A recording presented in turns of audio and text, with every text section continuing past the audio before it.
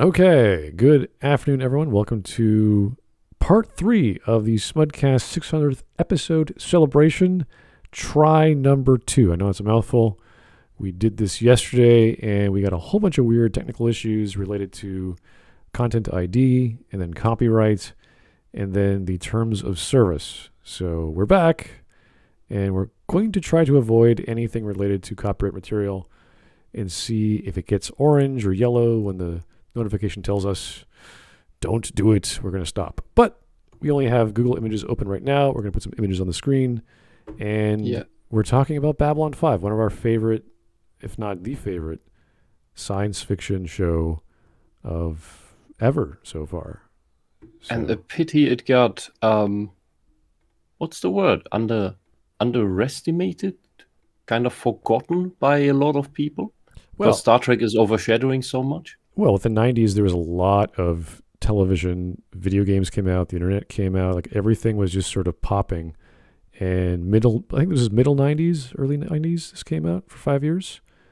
So there was plenty to watch. It was in competition with other shows, other networks, and this was on one specific network that was really not as big as everyone else.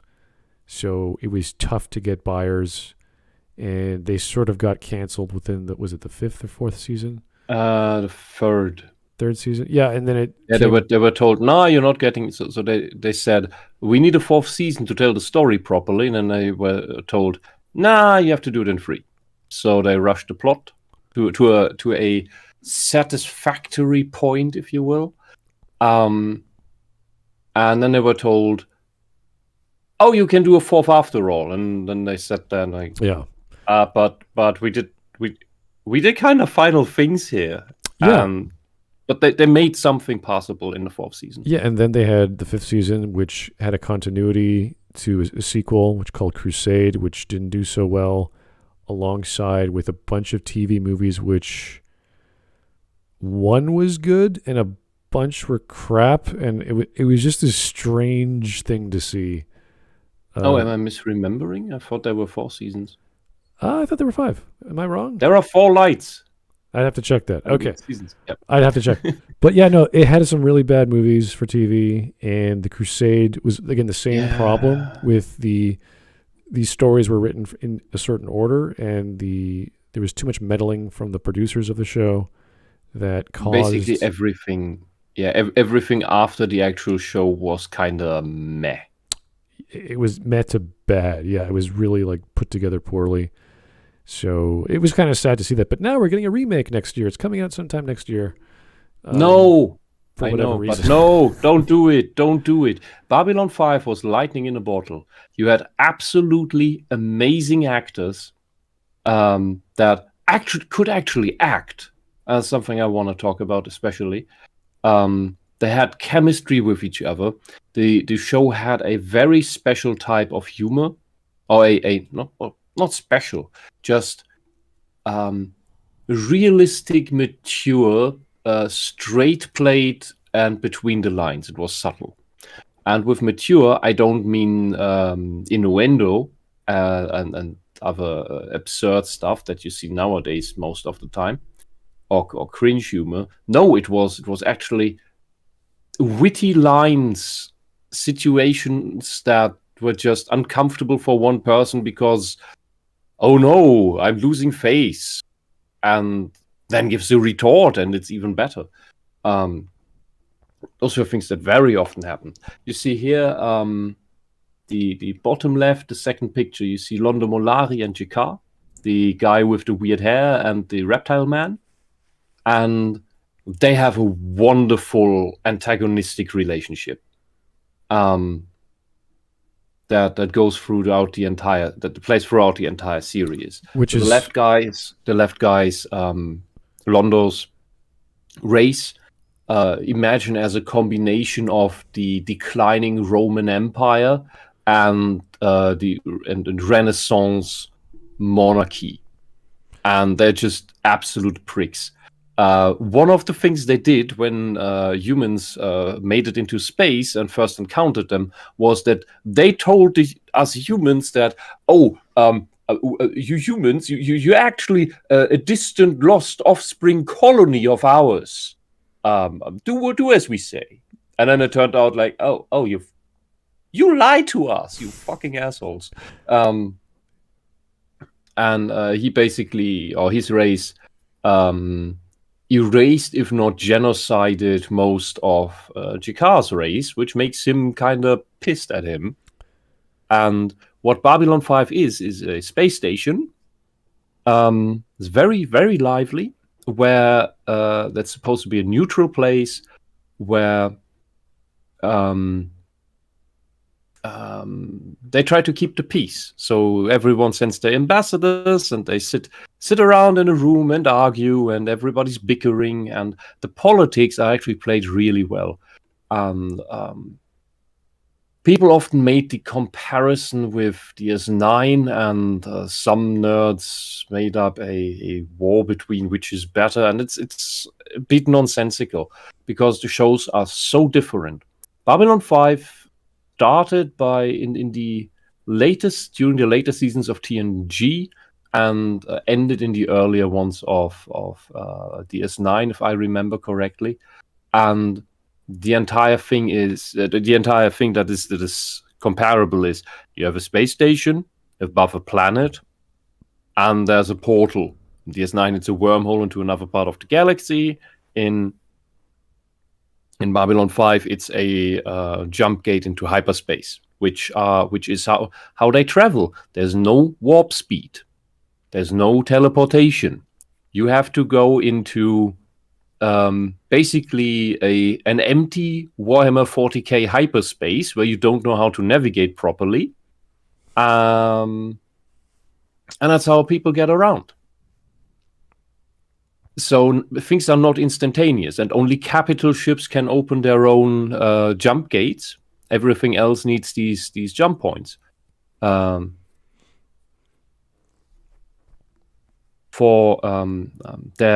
really like the ship design in Babylon 5, where humanity is just fledgling into space.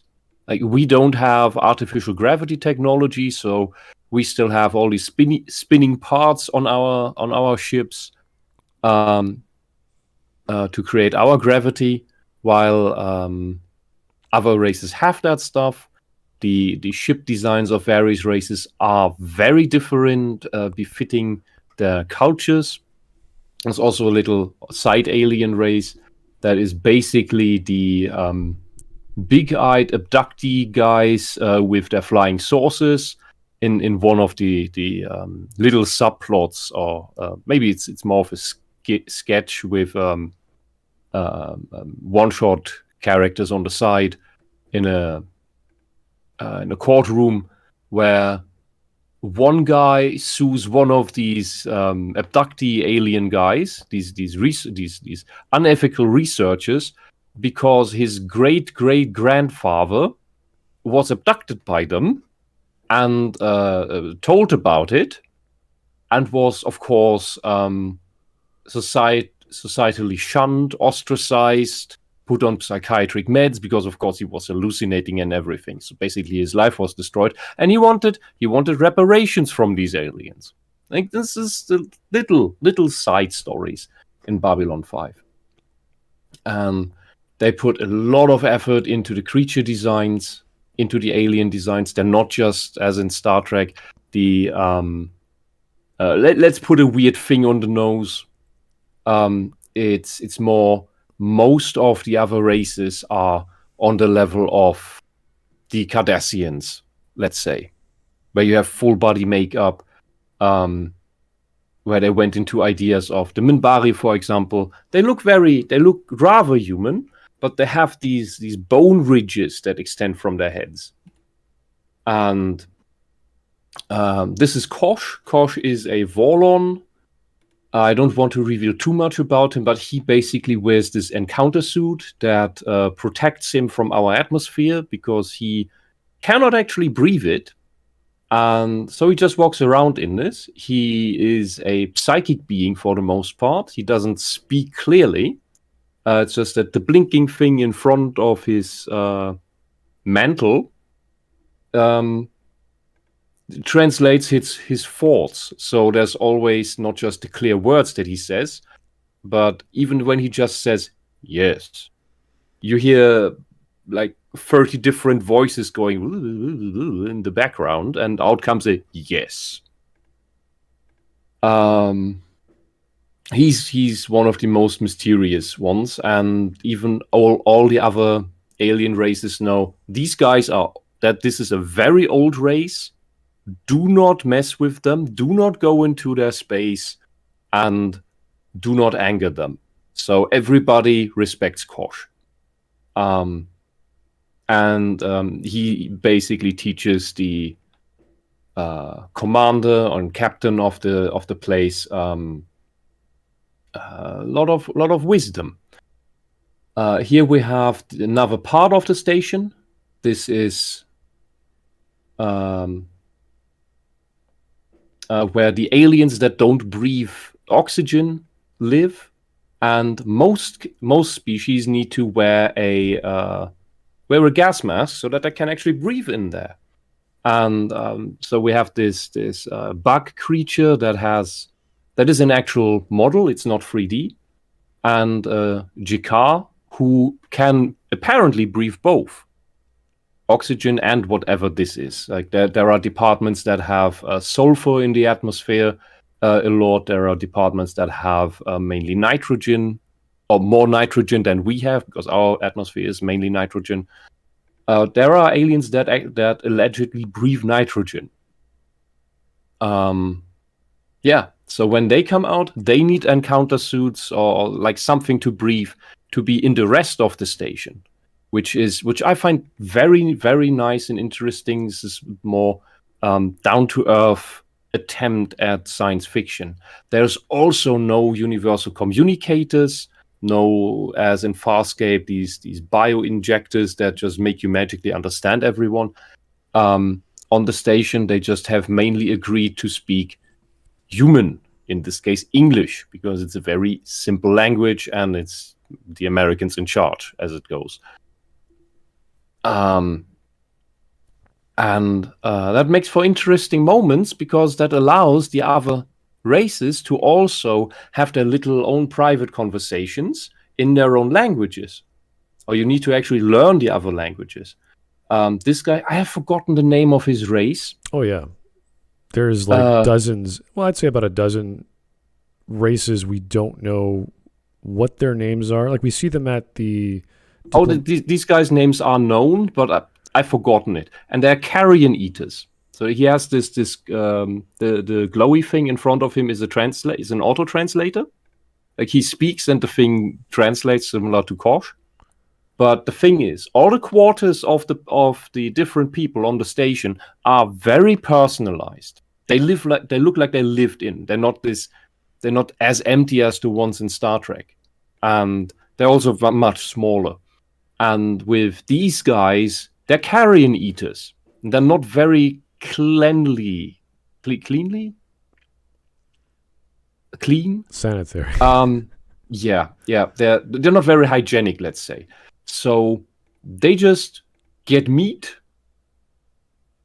and well, as you can see, they leave the bones lying around, and it's not this overblown version of let's be gross and cover the walls in zombie organic stuff. No, they just have this organic trash lying around, which is a little bit of a hazard to the station. So they're actually confined to specific parts of it.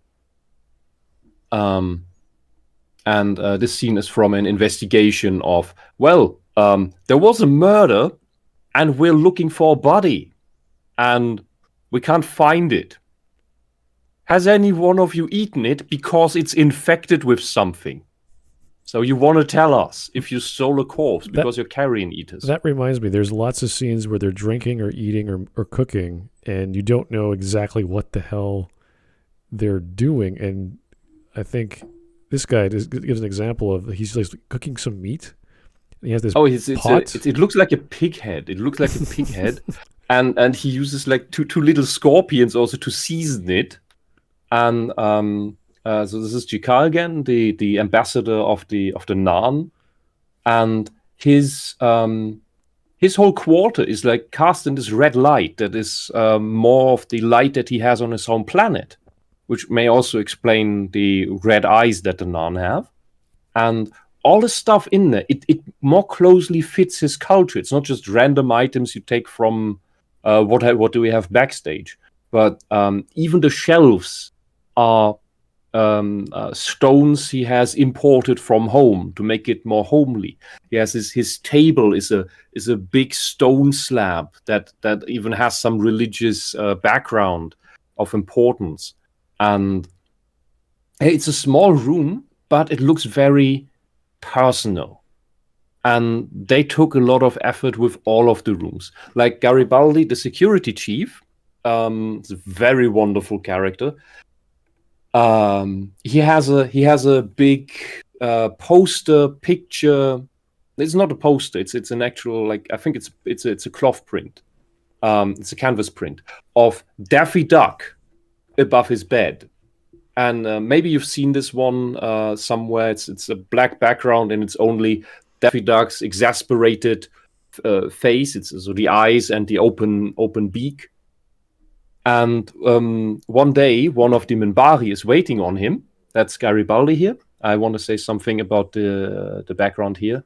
So I may see the switches of the pictures that Smut does later because the stream has a bit of a delay.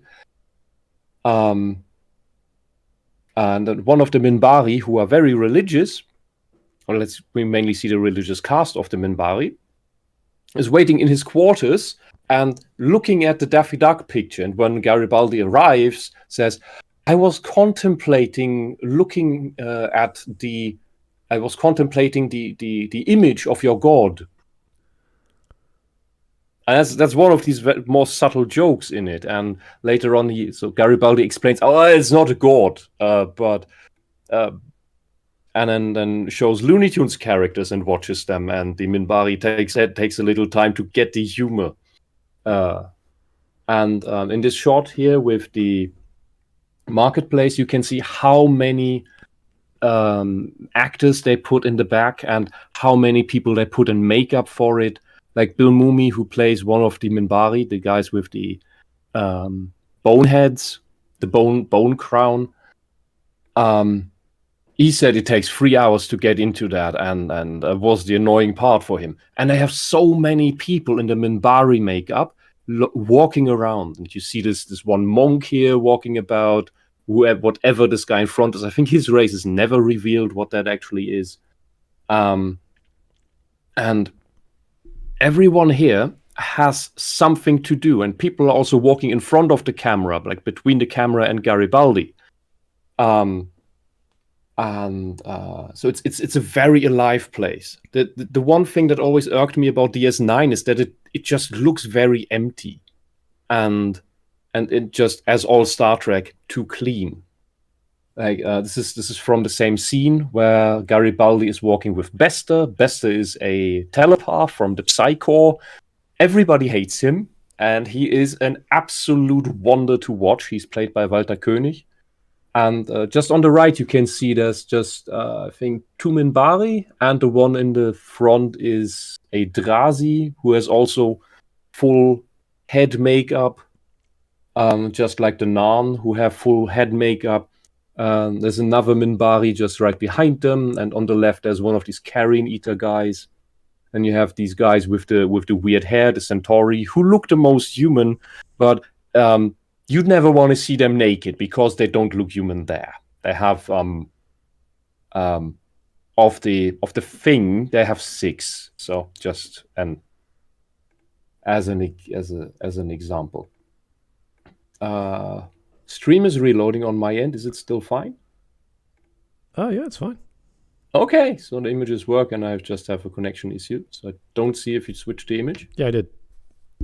Okay, so I wanted to bring this up because this station, when they walk through these parts, it's just so alive, and they have several. They don't just have quarks; they have a casino, a restaurant. They have underground bars on the poorer parts of the station, and hit the live button. Yes, this is the cantina. There's not a lot of scenes in this, but as you can see, it's the whole it's not the whole crew, but a lot of the crew. And at the top of the table, you see Ivanova, who is commander on the bridge, next to with Garibaldi and Sheridan, the captain at this time.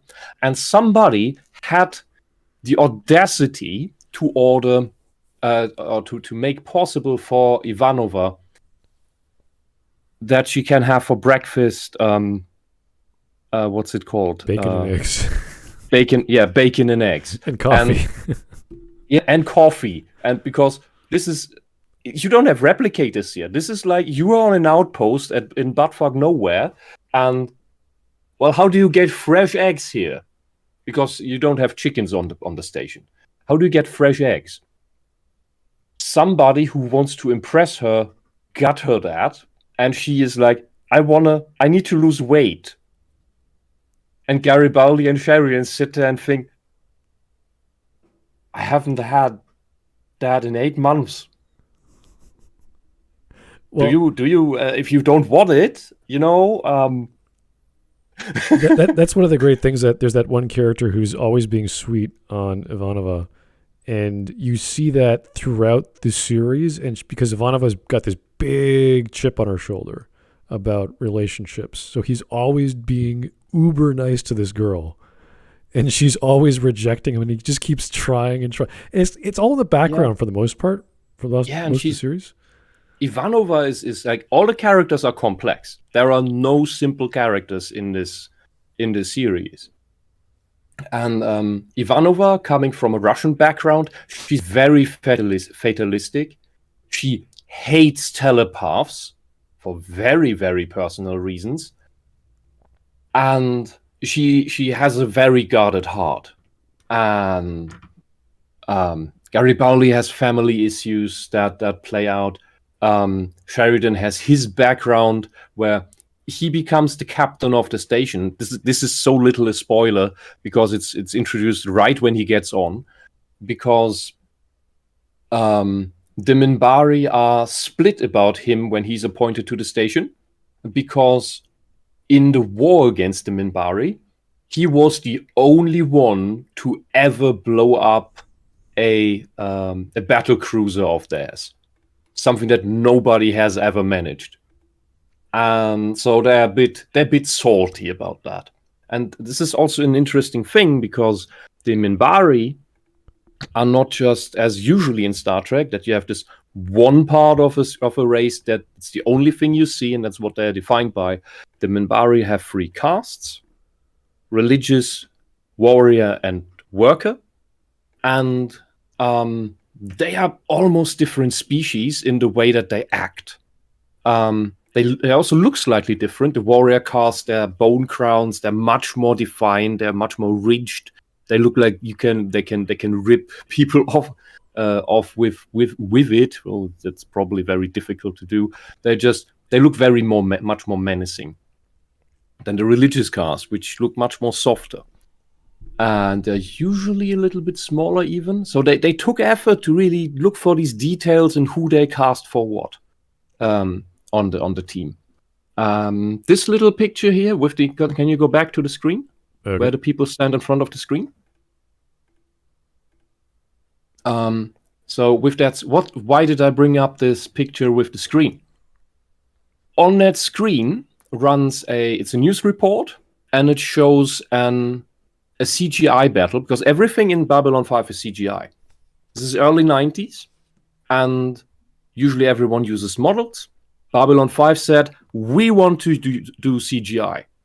And on the limited budget that a TV show has, because you need to stretch that out, the technology was still relatively new. So especially in the first season, it doesn't look this great. I think this is from third season. Improved pretty quickly. And it's mainly in the first season that the textures were very low, and the CGI looks much better on a classic television CRT, because for one, the colors are different, the color temperature, as well as the way that the CRT works. You get an automatic anti-aliasing effect, so it all looks smoother automatically. I will defend the CGI in Babylon 5 to the death, no matter how much people say it didn't hold up to time,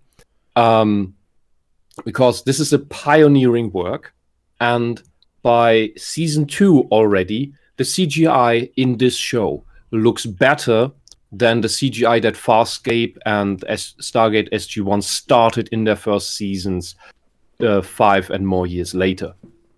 And oh god, I'm already talking so long. Wow. Yeah, the special what I find special about this scene is that we only see this space battle, which was one of the most dynamic ones so far in the series. It's just on this little screen for the other people to watch. We don't get to see it full screen. There's one part of it where we see the screen zoomed in, but that's that. And I just found this in rewatching it with Bears, who is also blown away and also said don't remake it, and he's a big fan of DS9 and said you can't actually compare this. You can't compare these shows. Anyway, they use so much resources just for this detail that we see here. Now you can go to the next one. Well, what would we say about people who like these shows? I know Gingaman is left his super chat we'll get to, but we can say that these shows, there was so much sci-fi and science fiction happening in the 90s and later in the millennia that it's hard to keep track of them and which one to pay attention to. This was a show, it was like reading a book. You had to keep going. You had to keep going every page. You couldn't skip one because you'd be like... Yeah, the special thing about Babylon 5 is it is not simply a serialized show. It had its overarching plot written out from the start. The show knew where it wanted to go. And when you rewatch it, you will always find something new, some new detail where even in the first season, in the first few episodes, it already foreshadows things that you only understand later on. And once you have watched it and rewatch it, you see, oh, this was already shown here. This was already hinted at here. The writing in the show is absolutely brilliant. The acting is absolutely brilliant. And this year, where Sheridan is holding this little crystal, that is one of these. It's a more background episode. He's in the beginning, in the opening of this episode, he is playing chess with the monk in front, the guy with the old guy, and to put it short and not spoil too much because it's a really good episode. Sheridan is surprised that he is put in checkmate at the end of that with a few other characters standing around, and congratulates the monk. He's very surprised, and at the end of the episode, they stand in the same room, and they're not playing chess, but what the monk does with his words is putting Sheridan into a behavioral and philosophical checkmate, because on the first screen that you showed, Sheridan is smiling, and the moment the monk who came in the back, the moment he said he just called out the other monk, like just said brother, I forgot his name. Sheridan recognizes the voice, and just his face drops. It's so important. The little details in acting here. It's not everything is spelled out. It's in the faces. You can watch this show mute it, and you will still have so much meaning conveyed here. And the old monk checkmates him into forgiving someone that he has very big trouble, because one of the capital punishment on Earth now is not killing you, but instead getting a bunch of telepaths and mind wiping you completely to destroy your personality and install a new one so that you can actually benefit society.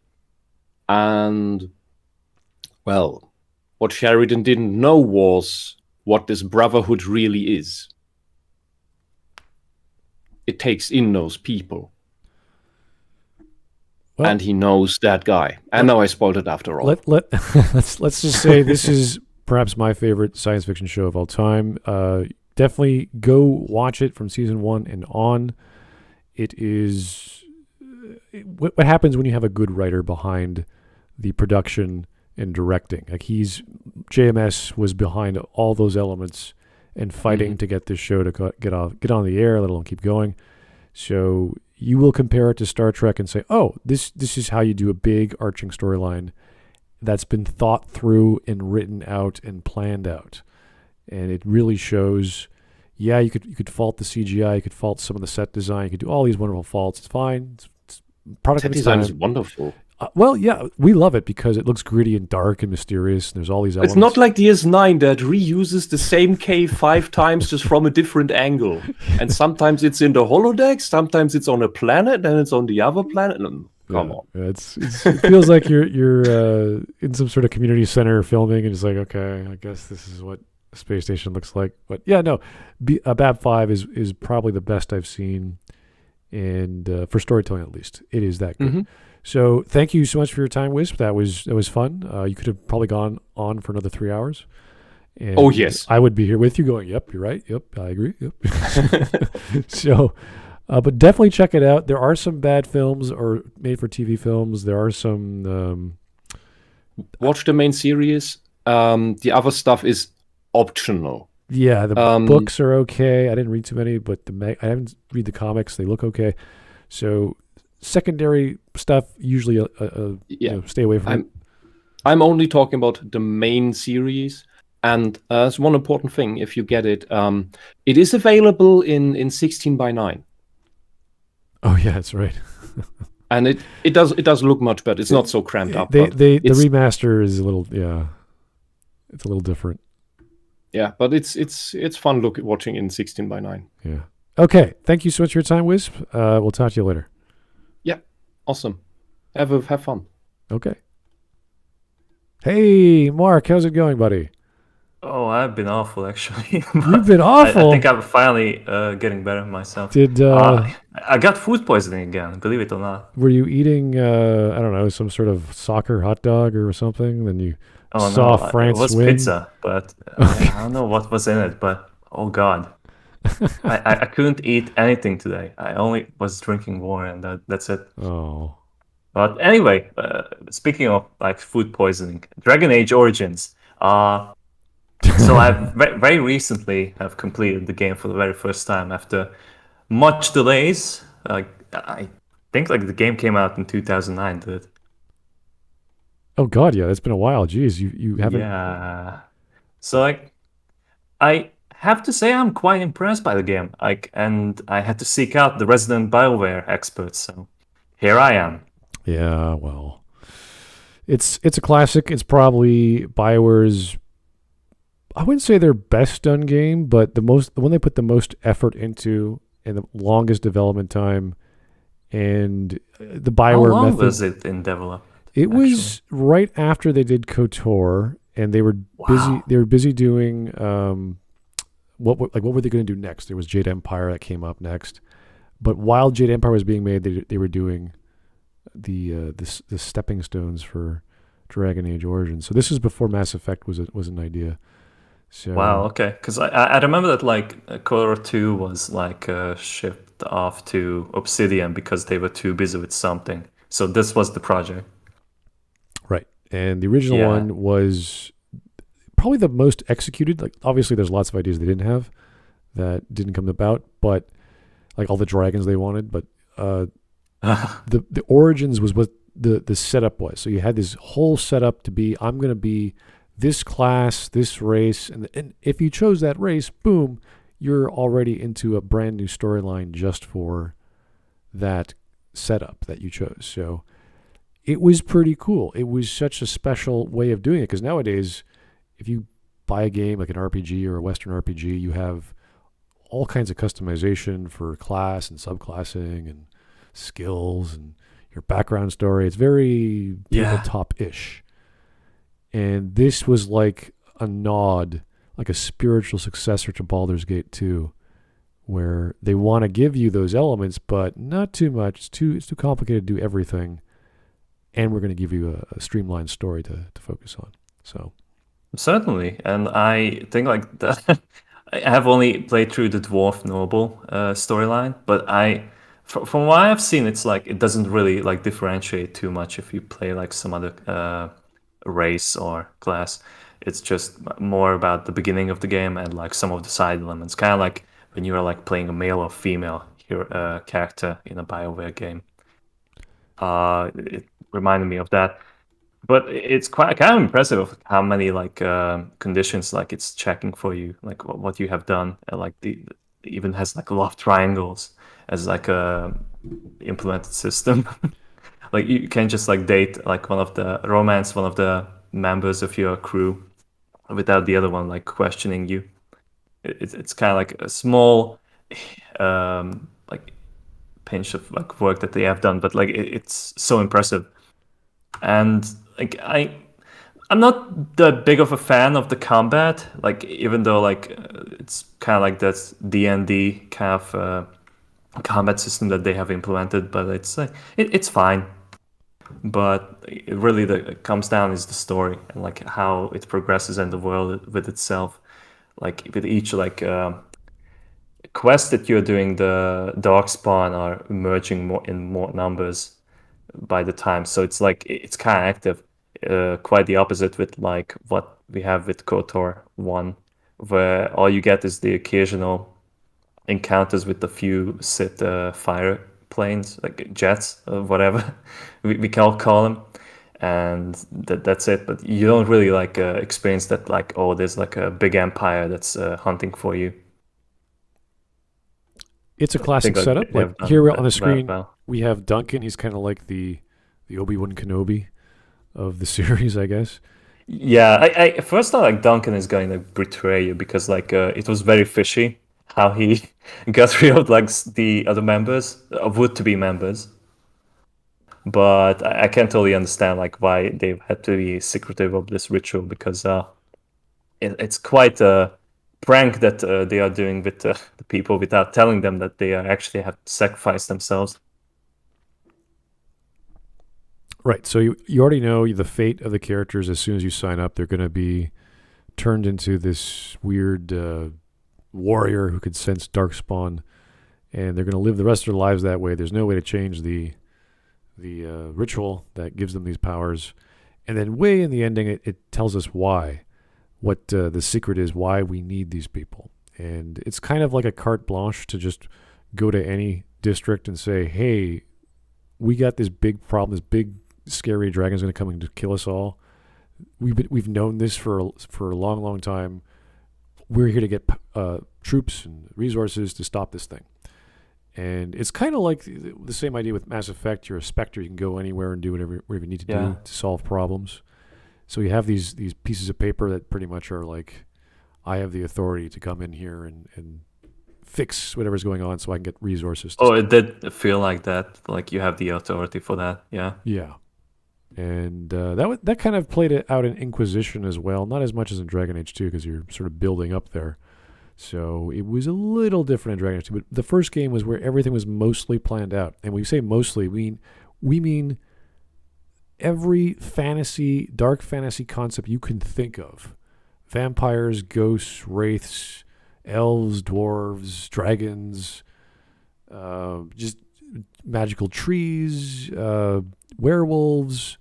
It just throw it all in a giant blender, and that's Dragon Age. It's so big, and there's so much going on, and because the combat's so slow, it feels even longer and bigger. So yes. It's like you choose to be a rogue, which is apparently the fast class. It's like it's not going to speed anything up. No, I had like Zedrin as my rogue, and like I had the expectations that because he can do backstab damage, it would do criticals, so he can get rid of enemies more. But really, it's just like one of his side abilities that I was using like a lot like mark of that. So the enemies have like more vulnerability. But other than that, like it takes quite a while, and reloading saves if you fail. Because like I think I screwed up my build because I was making a warrior, but he kept dying because he was so slow. Like, he was a shield and a sword type. Because I maxed out the shield tree, and I think it was a mistake because like it has to be like bad build practice. So I don't know. It's just like it served its purpose as a tank because while he was on, my teammates can take down the mob. But other than that, it's just kind of a waste of time. If I would need to like replay this game, I would probably make like a ranged character because at least that is like more versatile in this game. Because like there's so many situations like the Broodmother or the dragons where you just screwed up if you have to like do like close range combat. And there are some, I think, 2 specialty classes per base class that you get later on. Yeah. Like you can be a paladin and a berserker at the same time. And one of them, which is the overpowered one, I believe it's called it's the mage path. Blood mage? Not the blood mage. That's one of them. The other one, that is over the top powered. Like it's always been overpowered in all the games. And in the third game, they introduced the concept of shields, whereas you have to create shields, like so a soldier can, or a guy with a sword and shield can generate his own shield. And in this one, is it the Templar? No, it's not the Templar. He can attack, and while he's attacking, if he does damage, he generates his own shield. Like it was what? Yeah, and it's like a magical blade. So your ranged mage becomes a tanking, regenerating, shield making melee fighter, and you're just like, what? What the hell? You're virtually indestructible. Yeah, it's kind of silly. But that's Inquisition. Inquisition's done. Yeah, that's Inquisition. Okay, because like I was like confused like for a second.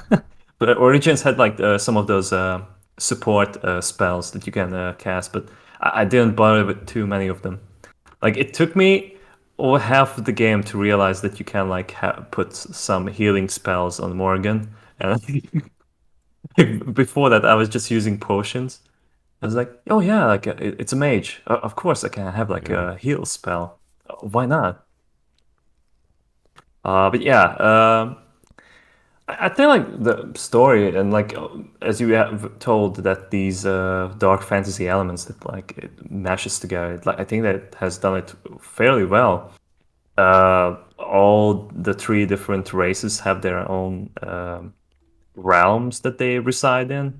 Like the dwarves reside in this mountain region, and all of their culture is based underground. And then you go to the deep roads, and then you find out like just by traveling to this godforsaken place that they have been like battling the darkspawn 24/7, and that's kind of like why they are not really afraid of them on the surface, because like it's not a big deal for them. But like the more you reveal of that culture, the more creepy it becomes. That like they've been involved with making golems and that those kind of things. Like it's like really like a nice like moral choice that you have to make. That like, do you want to support them by returning this kind of awful tradition to them that they can create these creatures, and maybe just like invade like the surface as well, or something that like you just like want to like complete the quest just for the sake of it. Yeah, that's one of the problems I think with Origins. It gives you so much freedom, and once you get near the end, you're already super powerful, and you have the freedom to say, okay, I got the werewolves, I got the golems, I got whomever. I can literally press a button and summon these warriors to help me if you need the help. But once you, like, people who play these games want to do everything because there's so much. And once you get near that last part of the game, and I made the comparison between this and Mass Effect 3, wouldn't it have been great if you could just like call in, I don't know, some like the Asari to help you out fighting. Like that's what you can do in Origins. The thing is, if you play well and you do completion runs or whatever, you're already a god. You're already very powerful. So it's like, all right, I don't need the werewolves. I don't need the Trents, or I don't need the whatever. It's cool you could do that though. So the options in storytelling are great, and the options in gameplay are nice, but you don't need it because in order to get that far, you need to be super powerful to get through parts of the game. So, like fighting a dragon is really hard. So it is. It's unforgiving, I would say. Yeah, compared to other games like Dragon Age 2 or like 3, it's easy. It's easy. It's super easy in 3. You just freaking min-max and the thing blows up in about 10 seconds. So the first game, it's slow. They kill you very quickly. I did that side quest for Morgan about her beloved mother, and I wasn't really shocked that like she turned into a dragon, because like of course like this has to be like a tough boss fight, but I didn't expect the dragon to kill me in like a minute. Like I had the shell in my team who has like a natural resistance to fire damage, but wow, like that was like a killer right there. Yeah, so and then you have to face like other dragons later in the game, so that's great. Like the final boss is literally a dragon, so yeah. I remember this one choice to get the Blood Reaver upgrade to your warrior class. You have to join with the Reavers, which involves pretty much destroying like the Cup of Christ, essentially, of their version of the Holy Grail. And there's like there's absolutely no reason to do this. Like everyone's like, this is a bad idea. Why would you do this? This is horrible. You're desecrating everything that people hold dear. And then one of your actually several of your teammates will start attacking you. Liliana will pretty much try and kill you. Yeah. I saw like a clip of that. Yeah, it's like, oh yeah, this is her religion. What are you doing? But if you do that, I don't know, they initiate you into their order, and now you could use blood reaving powers to fight stronger or whatever. So there are choices you can make in this game. There's plenty of them, but some of them are like, this is never like, who's going to choose this? Yeah, because my first choice is I went to the crazy village, is that I want to exterminate every single one of them. So I didn't really have this option to me. Like, hey, like let's go and like corrupt the Holy Grail. No, that was hilarious. But yeah, I chose to like take the dust. I mean, ashes of whoever. I don't even know like what happens if you like corrupt the Grail. Can you even return to all Aemon? You can. Obviously, Liliana dies. I think when one of your other colleagues leave, and you sort of lie to him. It's like, oh no, we couldn't do it. Sorry. Yeah. Either that, or there was like a pinch. You took a pinch before you. Yeah, I think you take a pinch in a pouch, and you keep that for the plot, and then the rest you just destroy. So, Okay. something like that. I can't. It's been a while, man. I can't remember exactly what happened Mm-hmm. because I never chose that other path. I saw it on YouTube as well. You know, like what was like the most difficult thing is the puzzle that comes just before that. Yeah. Platforms. That was so dumb. I think I spent like an entire hour before I figured it out. I was like, oh yeah, you can just do this. It's this annoying, trial and error puzzle. Like, how does this work? I have no idea. And you just It was so Bioware of them though. Like if you remember, like the first Color game, there's that stupid 3x3 puzzle that you have to do to open like the secret computer in the final planet that you're on. And at first, when I first saw it, I was like, how does this fit into like everything that came before this? Like, I just need to like clear this puzzle. It looks so out of place in the entire game. So the fact that they have continued their jokes like this, it was hilarious. There are a lot of strange puzzles. I think the philosophy behind KOTOR was that you've already gone this path, and there's only puzzles you could solve because you are the guy who would know where things are, and you're so smart and powerful. It's like, okay, whatever. So, That just like confirms that everyone else in KOTOR was like a fucking moron. yeah. Like, is this the thing that the Jedi Council couldn't figure out? Well, yeah. Plus, hey, maybe we should save some people. It's like, no, it's not our business. It's like, what? But we're here to save people. That's what the Jedi do. It's like, no, Nah, we're just gonna sit here and wait. and like be one with like the trees. It's like, yeah, but then they're gonna come here and burn all the trees and then burn you to death. Like, don't you want to stop that? It's like, Oh, they burn like 50% of our planets. Oh, we're just gonna sit more. yeah, we need to like consult the Force more. We need to like meditate more. That was like something very nice that they have at least like addressed in KOTOR 2 is that, yeah, that wasn't the right decision to make. Yeah, the Jedi Masters were wrong. Yeah, they were disillusioned, yeah. But yeah, like, I'm running out of things to say. Origins is, I think it's probably like the best game that BioWare has done. No doubt. Like, Yeah. it's straight up like I try to like find things that I really hate about it, but it's just so well-rounded product that I think like it should have been the end of the studio, if you ask me. Because it's all downfall after that, isn't it? Well, we talk about 2 a lot because of Hawk, and we make a joke about that. But Yeah. there's a thing about Dragon Age I mentioned in my review, which it either makes you want to keep going or makes you want to come back. And that is, after you finish something, main plot point, you always have your camp. You always have that sort of lull in the story where you just sit back, go and talk to all your companions, get their opinions, get their reactions. And in each main plot point, it affects one of those companions in a personal way.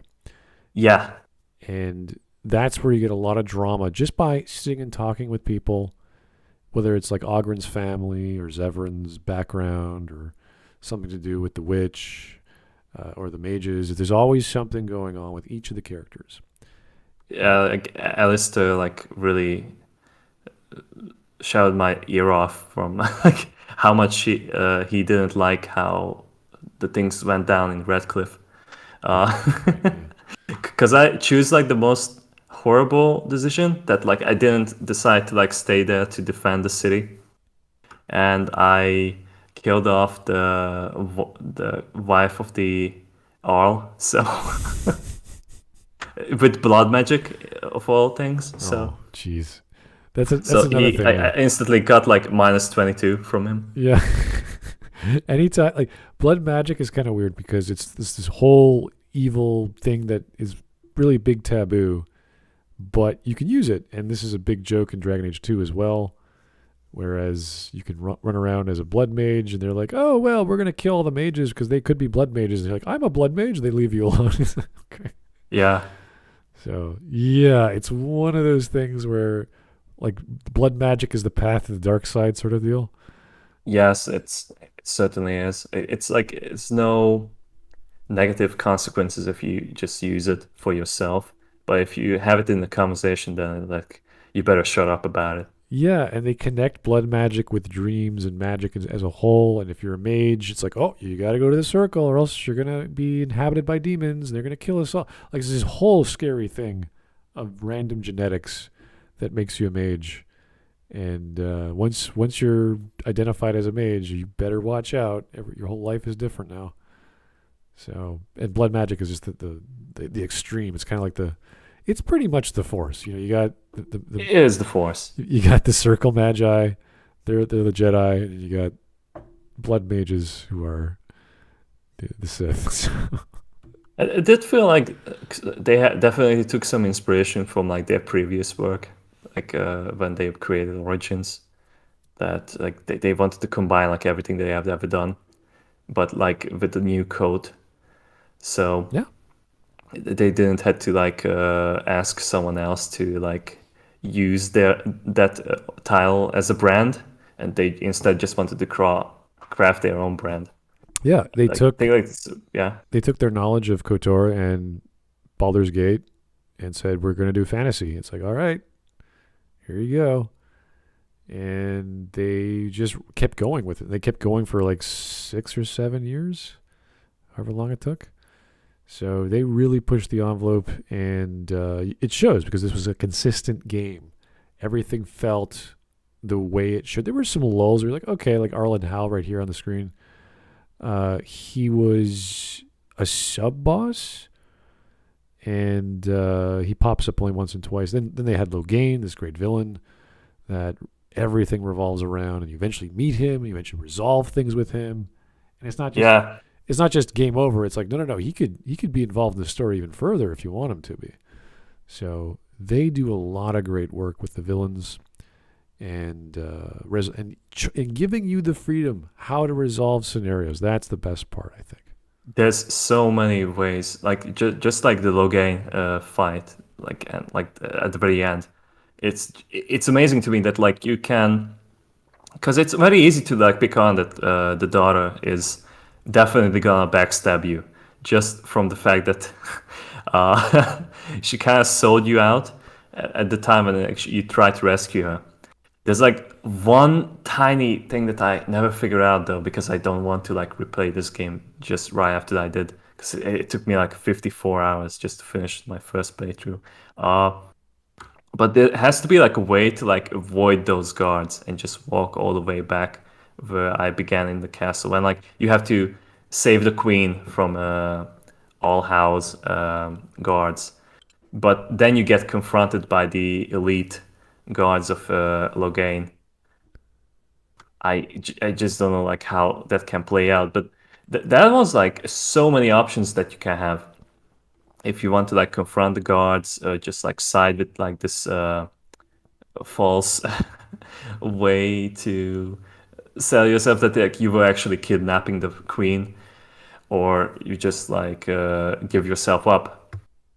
There's just like so many options, and then if you have done all the side quests, then you can have supports for yourself, so you don't have to like have that bar fight with every single person in the hall, because I think I ended up with having like a 50% of supporters. So Logain won, and they were just about to arrest us, but then everyone was fighting with everyone, and like that was hilarious to me. Yeah, this is the game that Bioware designed where choices actually had some value, and this is what we thought we'd be getting from Bioware throughout the years. And they never really got to this level of customization and resolution of storylines. Not to say that this was like the level of like Alpha Protocol or games that gave you that choice throughout every major plot point, but it felt like, oh, I could resolve this peacefully, or I could, save this guy's life, and then I could do this. Like there's multiple options, and some of it comes back later within the same story. And then you could import your save, same with Mass Effect, and that would affect the next game. Very minor, though, because Dragon Age is like same continuity, but different characters, different plots, different scenarios. So you'll get cameos, you get a few minor things, but nothing major. That's the only major problem I had with Dragon Age is it is continuous, but it doesn't really affect too much as you play the next games. So, the next games, okay. Yeah. I was like really thinking, because like I have heard a bunch of things about the sequels of Dragon Age, and like I'm really like asking like where did it go wrong? Did they change the staff for the sequels, or have they like revamped it entirely, like what their aim was? It really comes down to how fast they rushed Dragon Age 2 out the door, and the lack of planning and design. Because they had the right premise. They had a good idea. It's like, okay, let's take our most popular origin, which was the noble human. Let's tell that story after or during and right after the events of the first game, and streamline it for players to get into it and focus more on RPG mechanics. And they had a great idea. You rise to power within a city, and it just did not show that rise. It was not a rise to power. events happen and you get money. Events happen and you get power. And events happen. It's just like, well, that doesn't make any sense. So Dragon Age 2 is a whole ball of wax. Inquisition's like, well, we didn't know what we were doing. It was too fast. But we're going to have... Yeah, Inquisition is the one that I hear like a load of crap about. That like it is just too awful to even consider playing. I asked like Sarcastic Hawk, like is 2 good enough to play after Origins? And he said like Dragon Age 2 is at least like 100 times better than Inquisition. Okay, that's one way of putting it. Because at least it doesn't like destroy the lore, like the canon of the established things. Yeah, no, Dragon Age 2 was definitely streamlined and simplified, but it had some good mechanics. It had some great ideas. Some of them were executed well, a lot were not. Graphics weren't as good. Obviously, reusing assets like level design for the caves were a really bad idea. Yeah. But a lot of the characters were really fun. Like that's the great thing about the Dragon Age games. You got 4 people in your party, including yourself, so it's 4. And you come across these little points on the map. It doesn't matter where you are in the game.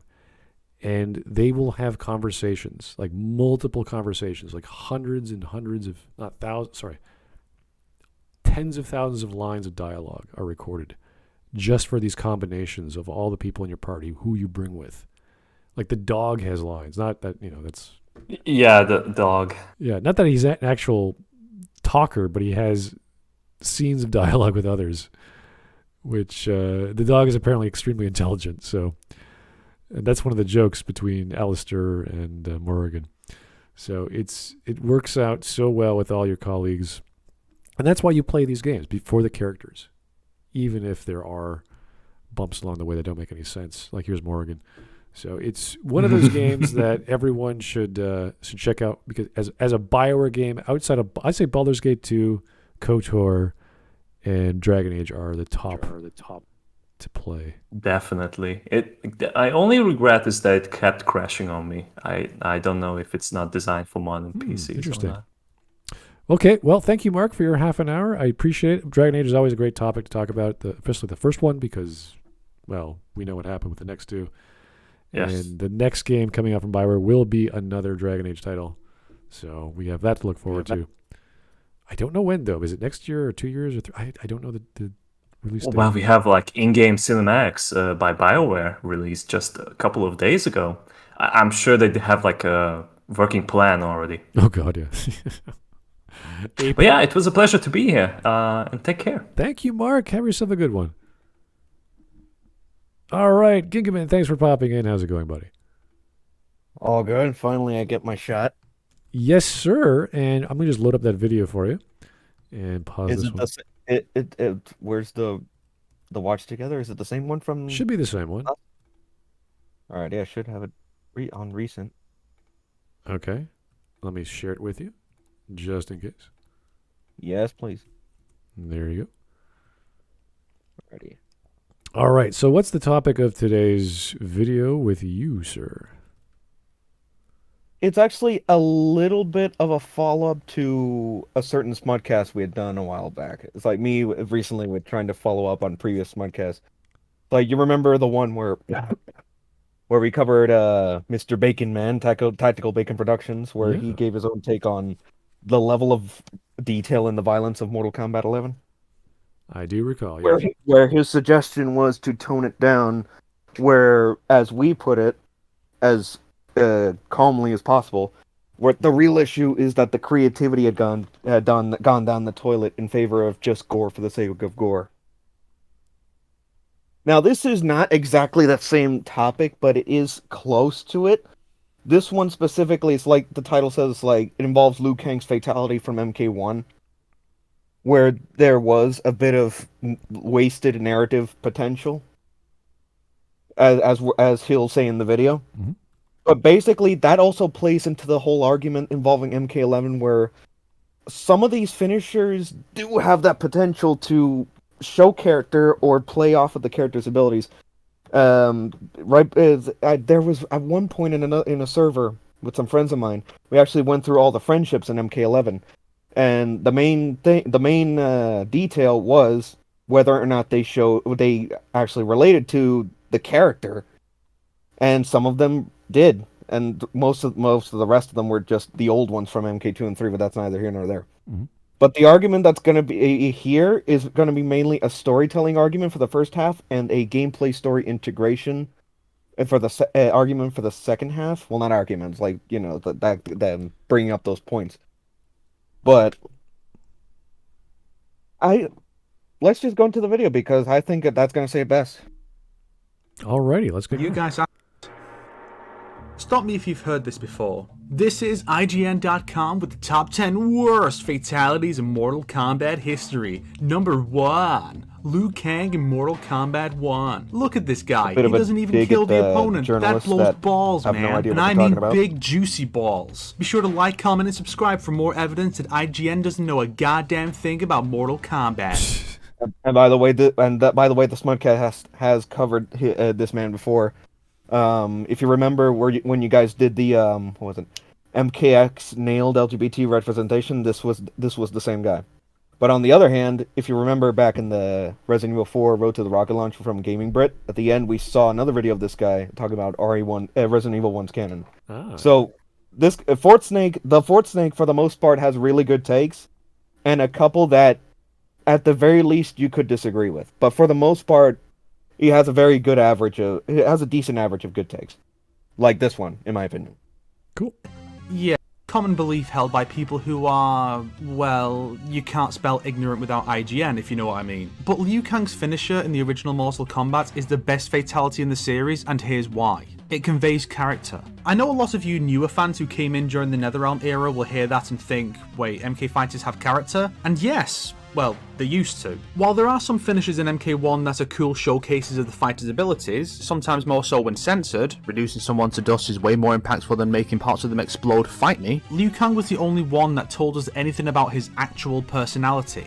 Liu Kang is a Shaolin monk. Killing is a big no-no for those guys. MK Shaolin monks even received heavy criticism for how violent the titular monks were portrayed to be. So, when Liu Kang showed up in MK1 and did a cartwheel uppercut, even without the screen darkening like in the other finishers, people still didn't get it and said it sucked. This may well have been where the asinine idea that Liu Kang is boring started. I mean, God forbid a hero not be a bloodthirsty monster. You'd think these people grew up in the age of injustice in the Snyderverse. To fully grasp this, you need to re-examine MK1 without the influence of later games. Remember, the Outworld stuff came later. The plot of MK1 before MK2 retconned it is that Shang Tsung has seized control of the MK tournament, an institution for the Shaolin, and corrupted it into a vile blood sport so he can seize the souls of defeated warriors to extend his own lifespan. Liu Kang is the chosen warrior of the Shaolin that stands in opposition to Tsung's corruption and must defeat the sorcerer with honor to reclaim the tournament for the Shaolin. If he were to kill an opponent, he'd be no better than Shang Tsung. That is the context in which this finisher was conceived, a game about a noble monk who must remain true to his beliefs and expunge Shang Tsung's corruption from the tournament. But just because there were no gnarly blood and guts, man, people thought it was lame, prompting the team at Midway to relent and make him a killer in MK2. It could be somewhat justified now that he's fighting to avenge the slaughtered monks, but that plot point may well have been implemented to justify his killing instead of the other way around. Still, I feel that the team were trying to be technical with it, like Zack Snyder claimed he did with Batman. One finisher is the same one but with a darkened screen, and the other hasn't become a dragon to kill them, so it's not technically him. MK3 gave him that weird arcade cabinet finisher for similar reasons, but he also has the fire one, which is more explicit. Yes, then they gave up and just had him kill with a level of bloodlust equal to the rest of the cast from MK4 onwards. But isn't it more interesting if he does have this code of ethics? I've discussed it in Wasted Potential before, but having the hero of a series about violent murder be someone who refuses to take a life, which comes back to bite him later, is way more interesting than making him yet another violent murderer. It would also make his undead corruptions more impactful, because then we see Liu Kang's power fully unleashed by a soulless husk or a villainous incarnation. This small detail that was intended to convey character and could have led to more impactful stuff down the line, instead was misunderstood, unfairly criticized, and undone, perhaps to the detriment of the series as a whole by suggesting that the fans weren't ready for any level of complexity and were just here for the spectacle, eventually bringing us to the most shallow and spectacle-driven entry in the series thus far. And this has clearly had an influence on the fanbase. Most of the pre-release discussion surrounding the 2021 MK movie has been around the fact that these movies finally have gore and fatalities, as if the original 1995 movie wasn't a great adaptation even without those things.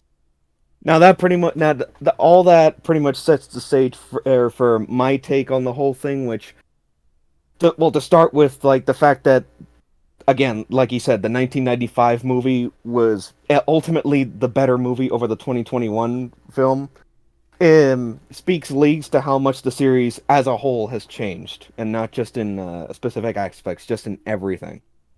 Which part of that is the way in which the series tackled the storytelling.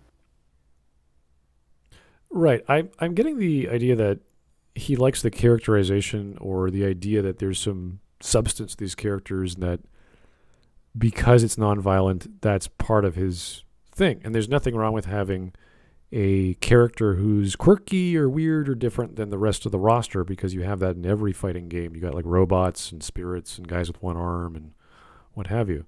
So there's nothing wrong with the Shell and Monk being not as violent. Although you could argue throughout history, Shell and monks took part in wars and killed lots of people too.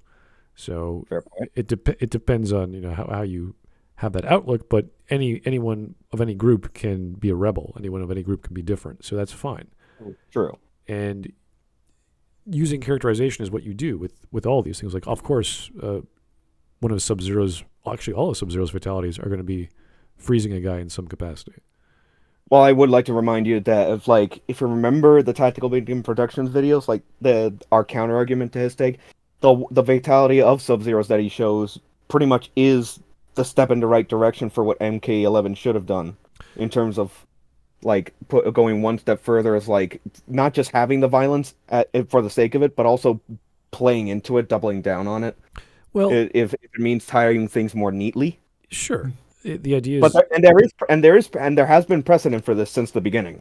right, we want to take ideas that we visually see not as sensationalistic, if you want to mature the series, but that are creative in their endeavor to say that someone who's going to kill someone who's been doing this for a while, who's been playing this game for a while, looks at this and says, how could Sub-Zero kill someone fancy? There was a funny Monty Python clip, like, how would we like to kill you? Like, normal or fancy? It's like, how about fancy? And he takes out 2 revolvers and he points them in different directions, and he pulls the trigger, and both people die across from him. Well, to reiterate, the entire point of the fatality mechanic is to rub it in your opponent's face. Yeah, it's like I'm so awesome, now I'm going to take off your arms or whatever. And the problem was it became too visual. It became too gory at a certain stage, and that was what we were sort of like, well, that is the point, but do we need more of it? I'm like, well, if that's the point, then it's fine, but we want to see something creative. So I don't see why we can't do both. I don't see why we can't have gore for the sake of sensationalism and killing for the sake of being a fancy, creative, killing machine, ninja, robot person or whatever. So I say do both, because the games have gotten so big, you can do both. And we've had fatalities, we've had babalities, friendships, we've had all sorts of things.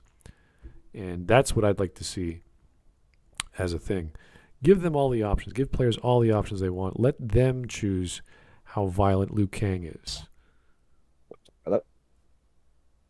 Oh, okay. Okay, there we go. Sorry. Great adaptation even without those things. And this reflects a shift in priorities between the Midway and NetherRealm eras. In the Midway games, finishers were goofy and silly, and you'd punch a guy's head off or make him explode into 3 skeletons worth of bones or turn into a polar bear. It was fun. Nowadays, it's just vile and mean-spirited. They go for such extreme levels of violence and graphic detail, and it's just childish. A few fatalities in MKX and 11 showcase some level of personality, i.e. the cages and fucking no one else, but even that rings hollow because those 2 characters are not that violent or psychotic. 2 games prior, Johnny Cage was horrified by the notion of having to kill people, and while he obviously eased up on that stance by the next game when he's become a soldier, that doesn't mean he enjoys the act of taking life and does morbid things with corpses, but that's as much character as we can convey in finishers these days. We get the quirkiness with none of the morality. Some characters kill and it makes sense, like soldiers and efficient assassins, but the team are more focused on extremely violent spectacle over portraying them as killing because they must and not because they enjoy it. Sonya Jackson Sub-Zero should be quick and efficient along the lines of a modern brutality, but the fighters here aren't characters, they are power sets that are thrown against one another like in Death Battle. Hell, even friendships, while offering a break from the incessant bloodshed, still don't convey real character because most of the cast act like children in them. Instead of calmly offering tea to the opponent, Sub-Zero makes ice cream and giggles like a schoolboy. Yeah, that's what I mean. It's like literally that example right there. If I can. The incessant bloodshed still don't convey real character because most of the But- cast act like Yeah, this children is just in like them. it's needless at this point, whether it is the fatalities or anything else. And even then, it's like the idea was as an example. This scene right here from MKX, just offering Scorpion tea, that could have just as easily been his friendship. Working with what you already got. That's what I mean. I see. Instead of calmly offering tea to the opponent, Sub-Zero makes ice cream Yeah, and this makes giggles no like a sense. Other than schoolboy. ice. Speaking of contrived friendships, Why does this keep happening? because I have laid my coffin with this game and there I shall be buried. So, gameplay and story integration. I've already said this once before, but I feel like there's a lot being expressed by Liu Kang's fatality that's more than just a cartwheel and uppercut. I agree with Snake's reading of Mortal Kombat 1 as a standalone story, and to expand on that idea, I think Mortal Kombat 1 utilizes its framing as a fighting game to effectively convey its narrative. Plenty of fighting games are framed as tournaments, but Mortal Kombat felt the most like an actual tournament because of one particular element: the voice of the announcer. They are present for every fight, watching for their entertainment. It's that exact same voice that says, "Finish him." The fight is already over. Your opponent is defeated and can no longer fight back. It's Shang Tsung that calls for you to kill your opponent. The choice of whether or not you choose to obey Shang Tsung here is inconsequential for most characters, except for Liu Kang, who will always refuse Shang Tsung's request no matter what, unless you have an unfortunate accident at the pit. Liu Kang's fatality carries narrative weight because when the voice yells, "Finish him," it's Liu Kang who refuses. Let's imagine a version of Mortal Kombat that actually utilizes fatalities as a storytelling element. Imagine that the only way to fight Shang Tsung in arcade mode is to perform a fatality every single round, and by doing so, you empower Shang Tsung by literally feeding him the souls of the fighters you've killed, allowing him to take their forms and wield their special moves against you. Now let's think about Liu Kang. He performs a finisher on each opponent like Shang Tsung demands, but he never kills. By the time you reach Shang Tsung, Liu Kang has denied him all of the souls that would normally empower him, and now that Shang Tsung no longer has a repertoire of stolen powers to wield against you, Liu Kang's actions have more meaning to them, staying true to his Shaolin roots to the very end and closing out the story. But obviously this is not the story Mortal Kombat wanted to tell. Mortal Kombat wants to tell you that pacifism is lame and for pussies. It's no wonder that everyone says this fatality is lame because Mortal Kombat thinks so too. They keep bringing back this move, but this time it's more violent. Aw yeah, look, he breaks jaw now. Oh, he explodes them into gibs. Liu Kang's not a pussy anymore, guys. The move is cool now, right? Of course, I know who I'm talking to, and if people are just going to keep believing that fighting games can't integrate story into gameplay, then allow me to counterpoint that it's not the fault of the genre that the story suffers. It's Mortal Kombat's fault for sacrificing character and story just for more fatalities. Exactly. We're supposed to believe that MK2's retcon changed Liu Kang after the Shaolin monks are slaughtered by the Outworld invasion, forsaking his code of ethics and taking on a path of blood to avenge his fallen Shaolin brothers. A shallow justification for why he does real fatalities now. For context, the massacre of the Shaolin Temple is the catalyst that starts the plot of MK2, just for reference. Okay. But a canon portrayal of Liu Kang where he's not a mindless zombie or a mindless zombie, the games are rather consistent in portraying him as a pious, soft-spoken monk who fights to test his limits and cultivate growth and potential in himself and everyone around him, like a Shaolin monk. This portrayal is so consistent, in fact, that Liu Kang in MK11 remains calm despite discovering another massacre at the Shaolin Temple, the event that was supposed to break him in MK2. By all accounts, he's still the gentle soft boy that he was in MK1, and I struggle to believe that he's now some maverick monk who doesn't play by the rules, because that character already exists, and his name is Kung Lao. Unlike Liu Kang, Kung Lao wears a lethal weapon on his head and does not hesitate to use it. He fights to bring prestige to his family name, often coming up with morbidly creative killing moves to assert. Now you see that right there. Sorry to cut it off like halfway. That is part of what is missing more in Mortal Kombat 11.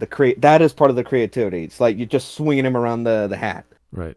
That's part of it, and that's always been there anyway. Kung Lao wears a lethal weapon on his head and does not hesitate to use it. He fights to bring prestige to his family name, often coming up with morbidly creative killing moves to assert his strength and skill. He's the bad boy renegade to complement Liu Kang's mild-mannered paragon, a dynamic that is completely lost if Liu Kang is also going around killing people. So either Liu Kang's fatalities are disingenuous to his personality. Yeah, but he's just making that up in his own mind. He's like, oh, he's a counterpart to Liu Kang. It's like, no, he's just This is actual, this is actual, like, part of the dynamics between the characters. This is, and he's right, that was definitely lost by the time of, at the latest MK4, like they said earlier. This is a part of their character dynamic. Yeah, I think when they created the character, this was it MK2 or MK3? When Kung Lao was MK2. Yeah, like that. It was like, oh wow, he could do a cool thing with a hat. That's it. That's as far as the story was going. Yeah, he was a Shaolin monk as well. Actually, no. That's a big misconception. It's like even early Mortal Kombat did have a decent amount of story.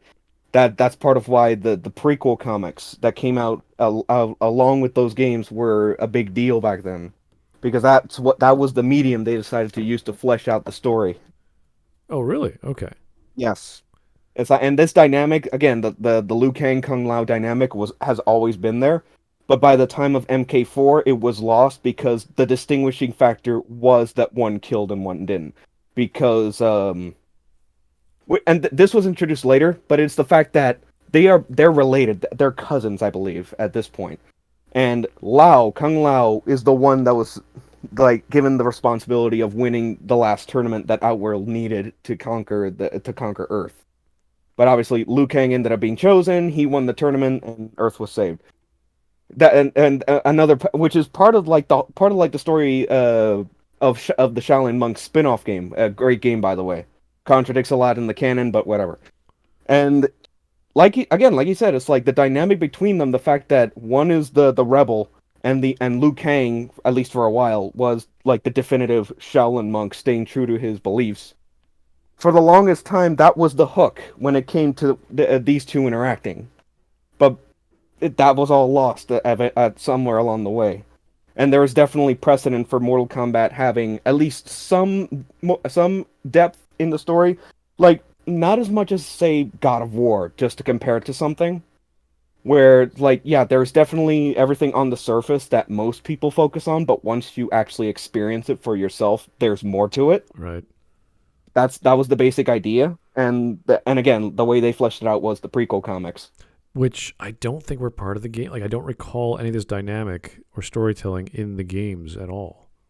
Well, the games were just the arcade, mostly just the arcade ladder versus mode. That's it. That's why the prequel comics were made separately. Right. Okay. Like to complete the details. Yeah, that went into the events. This is the problem with any sort of arcade beat 'em up or shoot 'em up sort of game like R-Type. Like, you can't assume this is the dynamic between characters or personality when it's not present. You can't just assume this is with a character on the screen when we don't know, and we have to go to a third party or go to a supplementary material to flesh that out, which is fine, because if you want to make a book or a book series or a comic book series, great, go for it.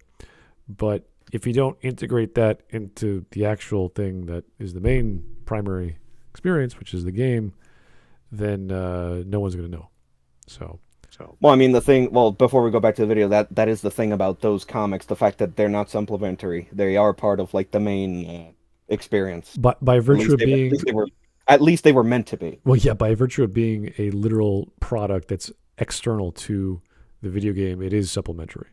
So, sadly, that's just because no one knows the comics. Yes, by nature, yes, but though they did contribute to how things actually went down. Right. That's what I mean to say. This is different from, like, let's say, I was going to say, there's comics like we saw with Mass Effect with Liara, which is a side story, which has nothing to do with the main stories. It just sort of builds up, oh, she went off on her own, got Shepard's body, became a superhero, and all this other bullshit. And you're like, oh, and then she just was weird in Mass Effect 2. And we got a little bit of that back in the DLC that came out. Like, that's worse, because it's just this random shit that happened on a sub-story that didn't make any sense to anyone. and they have to make a DLC on top of that to make more sense of it. It was just this bizarre concept of using supplementary Shadow material. Broker, right? The layer of the Shadow Broker, right? True. Dynamic that is completely lost if Liu Kang is killing people. So either Liu Kang's fatalities are disingenuous to his personality, or I'm supposed to believe that Liu Kang and Kung Lao are the exact same character. And Mortal Kombat is nothing if not redundant with its characters. Those are some good points, but I'm still miffed that you broke in here to present them. And you buying that cheaper security system was a bad idea. Oh man, I never get to say it. The evil is defeated, and non-lethally too. Liu Kang would be proud. Please, you embarrass me. Don't worry, you're not the only one, mate. I'll just see myself out. Hopefully we'll see a reorganization of priorities in MK12 and actually get some real characterization that sticks and is allowed to be conveyed. Maybe if we brought back heroic brutality as a term for non-lethal finishers, people wouldn't be so shallow and dumb about a warrior monk refusing to kill. Now, if I'm being blunt here, I honestly think they should have stuck with heroic brutalities for certain characters, if they really wanted to like have everything be tied more neatly together. And I do know, and the Tactical Bacon Productions did bring up heroic brutalities in his video. But honestly, I think for this situation, that is the better option. It sounds like the concept of having a series of finishing moves to coincide with characterization does seem like a lot of effort for the designers to do. Well, in Snake's defense, that was, I'm not kidding you, that was the mission statement from the beginning, to try to have things be more closely associated, which is why Liu Kang's fatality in MK1 was the way it was. Yeah, but this reminds me of like having like no killing in Deus Ex or Metal Gear or any of those games where you have no lethal playthroughs, which is good because you could actually do that and get points and scores and titles based off that. In this case, the name of the game is violence, and whether it's fatal violence, I don't know. Like that's an interesting idea. But Mortal Kombat never explored that ever. So if they wanted to, great. The DC crossover. Oh, really? They had not. Like if you actually do look, yeah, they had the heroic brutalities for the DC superheroes, while the Mortal Kombat cast and the DC villains had fatalities. Okay. Right, and like you can, and anyone can look this up on YouTube. Like, look up some of the heroic brutalities from... Like, I give the example of the Green Lantern one, specifically. It is violent as hell. It's just not gory. Because he takes the opponent, puts them in an energy bubble, and just crushes them in the bubble. That is horrifying.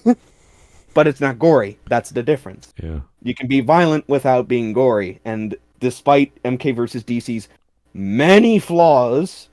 At least a couple of the heroic brutalities were able to prove that, yes, this is possible. It's interesting. I think it would have people change the way they play the games if they gave you a certain method of defeating a villain or defeating an opponent a certain way.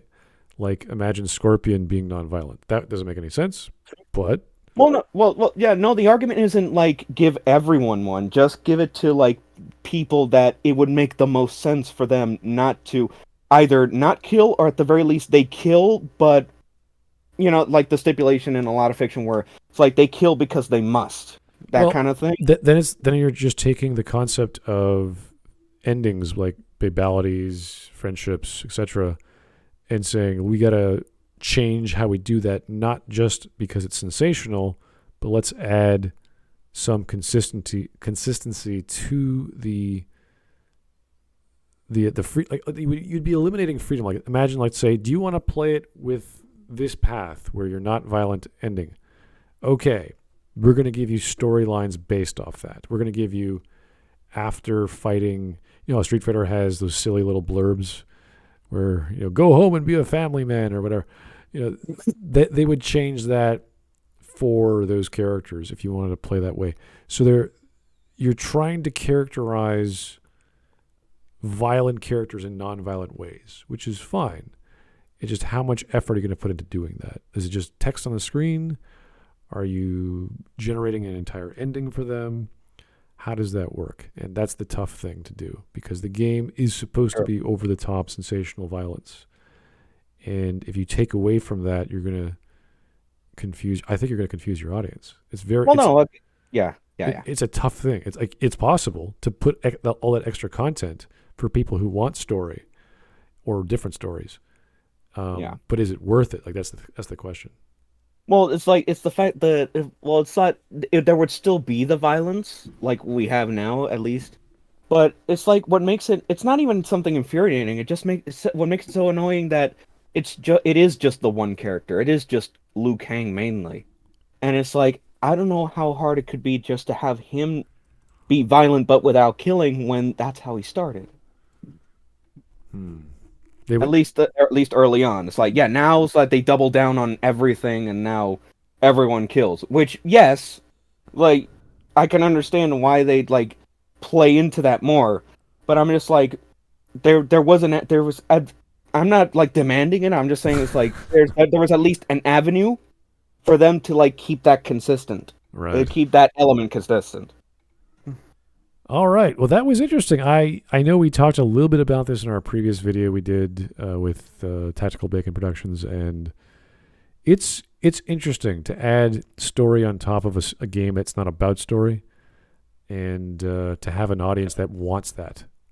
And it's an interesting argument to have if you're a producer of such a product, to argue for more storytelling elements outside of the main reason why people buy the product. But that is not for me to figure out and pontificate on. So thank you so much for your time, Gigaman. That was interesting. I like the discussion. And yes. I think we should go talk to Tactical Bacon and ask him a few questions. That'd be great. I do regret to say that he did leave the server. Oh, yeah. Nothing against him, though, because like his God of War videos were really good. I'm just like, I don't know what happened. Okay, I'll give him a shout. Anyway, thanks, Gigaman. Yes. Talk to you later. And shout outs to the Fort Snake. He also makes great content. Oh, good stuff. Okay. Next up, we have Mr. Sir. Well, you changed your name to Sir X Not So Much. Sir X Not Much. How's it going, sir?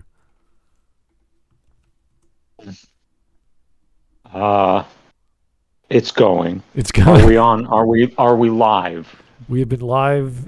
Yes, we've been live ever since. That's true. Then I am not going to answer that question. Okay, I guess so. Here we are talking about our favorite topic. Well, some of our favorite topics, or the topic we like to talk about for the sake of bashing it. Bioware in general. Bioware. Yeah. Luckily, we had Mark talk about Dragon Age, and Dragon Age is Bioware's most upcoming next game title coming out. We don't know when. They have anything else at this point? No, outside of... I think allegedly there's supposed to be a Mass Effect coming out at some point, right? That is... Well, it's a hope and a dream. We don't know what's going to happen with that project. If you think giving us a 40-second or 50-second loop of crap and a few images, I don't know. It's not the way to do it. But who am I to criticize Bioware? What do I know? What do we got here on the screen here? This is a post from PC Gamer. Bioware celebrates Dragon Age Day. I didn't know that was a thing. With the new Dreadwolf teaser. Yeah, I'm coming to you live from my phone, so I don't really have any resources here, or that article or anything, and I haven't seen the teaser in a while now. Although I just remember it showing, here Solus, yay. Have you watched Dragon Age Absolution? Dear God, no. I knew him as Solus. I saw the trailer and I'm like, this is exactly what I expected. Really? A Netflix animated series about the Dragon Age IP. Please watch. Yeah. Yeah. It looked like complete garbage. I'm like, no, I'm good. I saw a quick, like my phone pops up anything Bioware, and I think it was Vice or Kotaku or one of those very similar websites. And they were like, oh, it satisfies this, but then it doesn't. And it satisfies that, but then it doesn't. And I'm like, what is your point? What are you trying to tell us? Who is this for? And apparently people who are on those sites just have hard-ons for everything related to sex in Bioware. So it's like, okay, well, not much to talk about with those guys. And their opinions are rather flaccid, if I can use a sex motif even more. It's silly. I don't know what Bioware is doing. I don't know why we have a Netflix special on Dragon Age. I understand why we have books, why people have more desires for content, and the writers for Dragon Age are writers. They know what they're doing. They're good at making stuff, way better than the Mass Effect writers. So it makes sense for them to do books and do series and all kinds of stuff like that. So I don't mind supplementary material like anime and books. I just don't know what their plan is. Like, who is this for outside of the hardcore fans, which is not what you do when you're making something to appeal to RPGers or people who like adventure action, especially when we have amazing games that came out this year that change the way we look at action adventure games or platformers. So I don't know what they're doing anymore. It's hard to gauge them at all. But let's see. BioWare is celebrating this year's Dragon Age Day by highlighting works from the community. So what? People just posted a bunch of fan art? Is that all they did? I don't know. There's lots of people gushing about Dragon Age and making fan flicks and God knows what else. First things first, the new Dreadwolf cinematic. That was no different than the last year's cinematic with Varric just narrating. And then you have to imagine, can you imagine doing another Dragon Age where Varric is just the narrator again?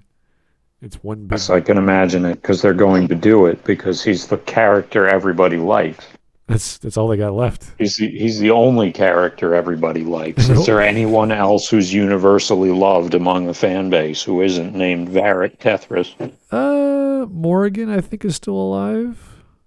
So people like her to a point. You could argue her mother. Which Morrigan? Morrigan from Origins, or the other Morrigan that is wearing her skin in the subsequent games? We're not sure anymore. They got the voice actor, so that's the same. But yeah, she sounds a bit different. I don't know. Honestly, I think a romanced Morrigan. And there's clearly so much favoritism for the romanced Morrigan that it almost feels like romanceable Liliana is an afterthought. But I think a romanced Morrigan fits Morrigan in Inquisition better than an unromanced Morrigan. Frankly, an unromanced Morrigan makes no sense in Inquisition. That she would act like that. I'm sorry. It doesn't work. She becomes especially without Kieran being alive. Yeah, she becomes what is it? She becomes a doting mother, or she learns the lesson of being a human, which is, I have a family and I care about them, and I should. I think there's a case to be made that a romanced Morrigan whose Grey Warden followed her through the mirror is the only thing that makes Morrigan's behavior in Inquisition make sense from a character perspective. All the behind-the-scenes changes that we never got to appreciate. And, of course, Liliana coming back from the dead if you kill her. So that's always cool. Oh, don't worry. It got explained in the DLC. You have to pay extra for in a letter at the end when she disappears. I found myself back in the land of the living. It's like, what? How? It's like, actually, I was a spirit the whole time. Yeah, we talked about with Mark just an hour ago. Why you'd ever want to destroy the Cup of Christ in the religion that everyone follows makes no sense, but okay. Because you can get the worst warrior advanced class. Oh boy, fun. What a trade-off. Oh god, yeah, no, it's tough. It's tough to follow Dragon Age because it used to be the most lore rich story with the best choices out of all the Bioware games, I think. That actually had some weight. It had some dramatic weight, had some gameplay controls, and then we had Dragon And Age for 2. a lot of things, you could understand why you would do it. Like poisoning the ashes makes no sense. Yeah. But even as far as even selling Connor out to the demon, like, because the idea is you can kind of get away with anything because you're that desperate, and the demon offers you one of the more powerful mage subclasses. So there's actually in-universe reason why you would do that, but Reaver sucks, so there's no reason to use it. So there's no reason to poison the ashes and kill 2 of your companions. Yeah, there's lots of great moments in Dragon Age, especially Origins, where it's all about your companions. It's all about Shale. It's all about Sten and their little problems and plights that you get to solve and help out. Those are the things that really, like finding Sten's sword in the middle of nowhere is like, what? Okay, I found it right near the mage temple for some reason. Why is it there? And it's like this big deal to him. You found me a sword. It's like, it's just a sword, buddy. It's like, no, this is my soul. This is everything to me. Like, really? And that's never, when they flesh out the Qunari in later stories, they do it backwards. Like in Dragon Age 2, they change things around. And then they change things around again in Dragon Age. They just kept twisting things. They kept rewriting things. And and the whole thing with the sword, that never gets mentioned again. The idea of that sword being just for you and your entire life, and this and that and the other thing. I don't think it ever comes up in any other context. Yeah, and this is think about you being born. Like that, the whole idea about the Qunari was that you were born, and that is what you are. That's all you will ever be. The Qunari are like, yep, that's it. I'm an amazing runner. I'm an amazing baker. It's like, that's your thing. That's all So you're going to do. it's not. I know. Until they decide that that's not how it works. Well, yeah, in Dragon Age 3 or 2 and 3, actually, they changed that. But that because Felicia Day didn't want it to be that way, so they had to restructure the Qunari from the ground up. Apparently. But that was a cool concept. There's lots of really great lessons from Sten. As weird as he was very logical. He was very straightforward. And it made this great dynamic between everyone else. And then Shale comes by, also very stalwart and not obsessive, but just this is the way things are. And Shale, I thought, was probably my favorite out of all the crew because of her personality and how she reacts to everyone. So there were some great moments. I will say yes, she's just HK-47. Okay, that's one way of putting it. I mean, she clearly meant to evoke HK-47. Oh, all right. Just short of starting every. I mean, have you played KOTOR, right? Oh yeah. Yeah, she's rock HK-47. Okay. I love Shale. Shale is my favorite. Yeah, she's great. And the cast in Dragon Age 2 are at least palatable and at times brilliant. There are some moments where it's like, oh. Yeah, for the most part, yeah. There's some I can go either way on. Yes. But yeah. Like that's the thing with Dragon Age. They do characters and they focus on characters. It's kind of like they looked at Mass Effect 2 and they said, okay, people like our characters. We're going to just do characters really well or as much as possible. And that's what they focus on. People love those characters. They fall in love with them literally. They like to bring them on quests. They have all these funny little sides. That's what people buy these games for, at least as far as I can tell. It's not for consistency. It's not for things making sense. It's not for choices anymore, because we've learned that in Mass Effect and in Dragon Age, choices don't matter. That really doesn't matter. You have to kill Hawk or you have to kill one of your Warden fellows. You're gonna have You have to. It's like, how do I make this terrible decision between Hawk and some guy? That French dude who I can't remember his name, who's also a warden. Yeah, it's him. He's got a name. Yeah, no, he wasn't a bad character, but just that he's just so in the background. I don't like, remember it. Yeah, it's like, who cares? He's got a name. So the fact that they took their main character from the second game that everyone kind of enjoyed, at least as a character, and just made him a sacrificial pawn, you're like, oh boy, thanks. It's like, how do you make this terrible decision between Hawk and some guy? Now, there are other people it can be, but the circumstances for it to be those other people make no sense. I think it was Logain. It can be Logain if he's still alive, except it's bugged, so it's never actually Logain. Alistair? There's a... it can be Logain, it can be Alistair, or it can be some guy. And in most scenarios, it's going to be some guy. Yeah. Because you probably made Alistair king. Right. And Logain is probably dead. Right. Well, so that, for me, I love Logain, so I was like, yeah, I think Logain has more gravitas and I love Logain too, but it's also bugged, so he doesn't show up properly all the time. Jeez. I can't remember how that played out, but the fact that they like I set it up, I had a playthrough where I specifically set it up because I wanted to see Logain. Yeah. So I'm like, okay, Logain is Kieran's father. No, Logain wasn't Kieran's father, but he was alive. Logain is alive. Alistair is the king. I was very careful.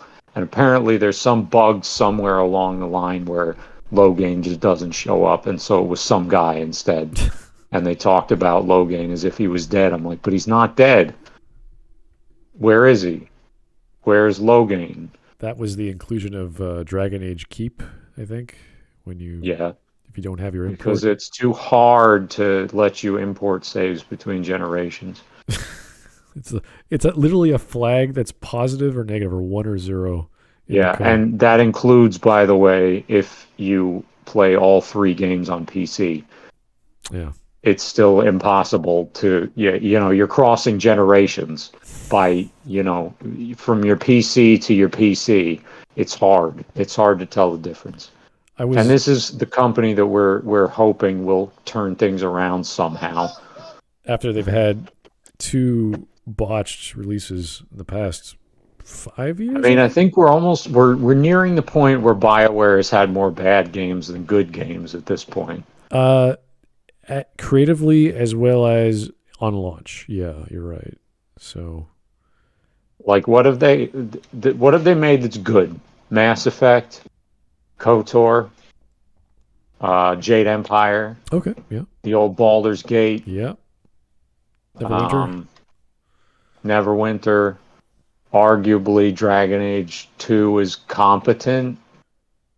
It's kind of lame, but it's competent. Don't tell Hawk.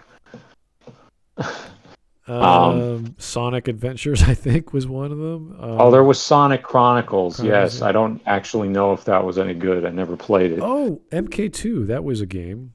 That was a first-person, third-person action adventure platformer shooter thing that BioWare did. I don't even know what that is. Oh, yeah, it's very unique. It's like a not multiplayer, but you have like multiple characters you can choose from and solve a certain mission. And it's you have this gun that's your head. One of the characters, you could take part of it off and it becomes a machine gun or it becomes a sniper gun.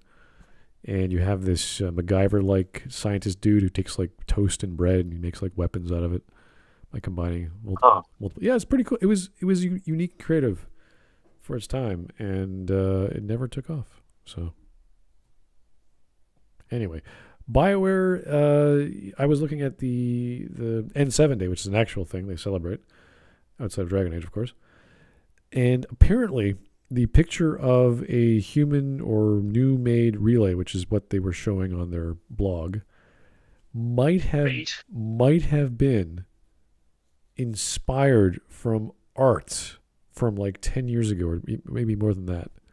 And all they did was make it 3D, have little ships fly across, and give it some lens flare for some lighting. You think BioWare would do that? Just like lazily copy somebody else's art and release it officially? Well, we do know that, but they did the entire trailer for E3 for Anthem that way. And everyone who saw that from BioWare staff who was working on Anthem said, "Whoa, is that what we're making?" It was amazing. No one knew what the hell the game was at that point. But what they did for N7 Day was just throw together a stupid little 40, 50-second little clip of fan art.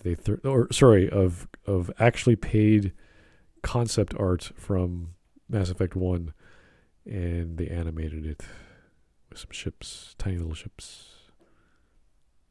That's so lazy. It would be like using someone's stock photo with a filter over it as a major face reveal of a character who's worn a mask for 3 games. It's like they don't know. Who would do that? It's like they have nothing to show. What could they do with all their time? Like you can't just model a face? You don't have your own artist who can make that? No? You would think they would just do 3D and then take a screen cap of a 3D. Yeah, it was just like use the actual in-game engine and then screen cap that and then put that on a 2D image and then upload that to your game. It's just, hey, wow, what a great idea. Yeah, you could do that, or you could just,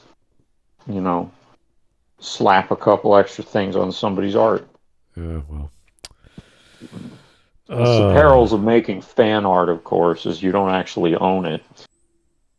Well, if you buy the license, I guess you could technically own it, but yeah. Yeah, but to do that, you'd have to be the Walt Disney Company. That whole $100 for that image they bought. Ooh. Big price tag. I don't know. It's just I don't know. It's just so like I have no hope left in BioWare. Yeah. There's no reason to get excited at this point about Dragon Age 4. Well, there's no reason to get excited about a potential Mass Effect 4 or 5 or whatever they call it. The only hope is the Dragon Age game, because Dragon Age Inquisition sold very well. They at least have multiple storylines or multiple plots that, even in Inquisition, they were as bad as the storytelling was for the main plot and the main characters and all that crap. The villain was ridiculously bad. Some of the characters had some merit. A lot didn't. But you didn't like Man as a villain? Evil, scary guy with voice. You didn't like Mage as the villain of that game? I am bad guy. Ooh, I lose. I lose again. I have lost a third time. How could this be happening to me? I'm amazing. I know. You beat him at his strongest in the opening. He throws everything at you, and you beat him in the opening of the game. It's the end of the first act, and you've already won. There is no second act low point. The second act low point is for him.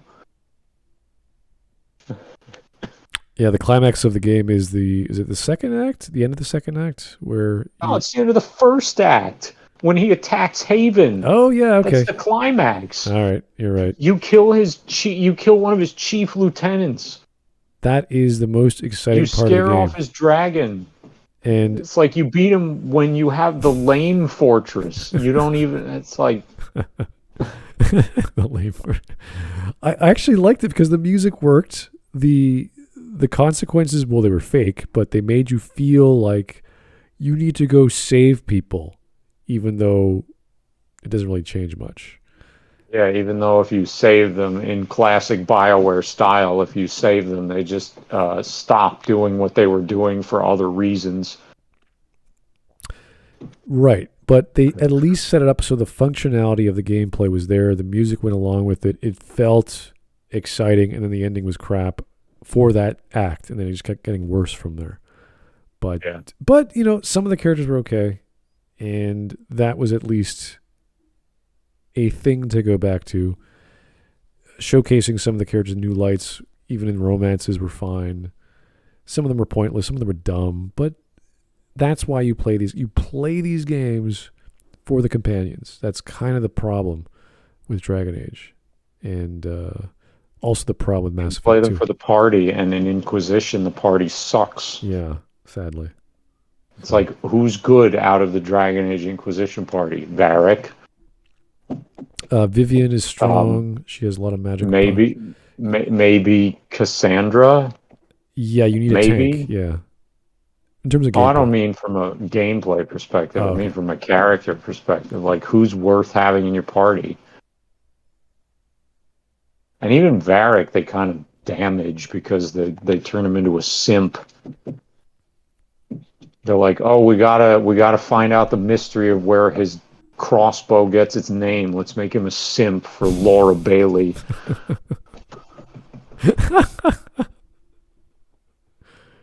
Yeah, they didn't have to do that. It was totally fine to leave it alone. You know, in some party banter in Dragon Age 2, somebody asked him why he calls his crossbow Bianca, and he says it's because Mirabelle was taken. And I'm like, okay, that's a cute reference to Jade Empire. Let's leave it there and never actually explain where the name Bianca comes from. It's like, it's obviously named after a girl. We don't need to meet her, and we don't need to find out she's married and that Varric is a simp and a cuck. Yeah, well, lots of problems, lots of missteps, and the humor was juvenile at times and stupid at times. What, you didn't like Sarah's constant reference to people not having any pants? Or other people, they're not real people. It's like, oh boy, she's playing the dumb racist person who's lovable because she's saving the poor. You're like, what? Okay, thanks, Sarah. The only thing I appreciate about Sarah is that she's the only party member in the entire game who you can just tell to leave at any time. Yeah. Anytime during the game, you can just say, Sarah, piss off. And you're probably better off without it because she just steals scrap anyway. Oh, she's useless. Yeah. She's not even worth it. Just be a rogue yourself, and you're more worth. Just be a bow rogue yourself. And you basically achieve the same thing. So... we do know that the next Mass Effect is 100 years later, I believe. So is it? That was. Why does it need to be later? I guess we don't need Commander Shepard again, but no. But the interview they gave was very brief and sort of just undetailed, and that was one of the things I recall. That could easily be changed. That means nothing. It could be 100. It could be 1,000, or could be a few hundred because Liara is long-lived species. So, right, and Rex, who you know will show up again. Oh, really? Oh, God. Oh, I'm sure he will. They'll retcon it even if he died. He's a clone. He's a cloned Rex. We need more Rexes. He faked his death. He has a redundant nervous system, so no matter where you killed him, even if he got nuked on Vermeer, he didn't die.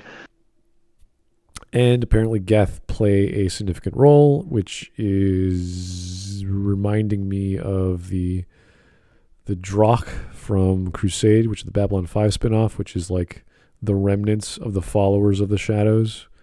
But they have some special technology the Shadows might have left them. So, why did the Geth need to be in it?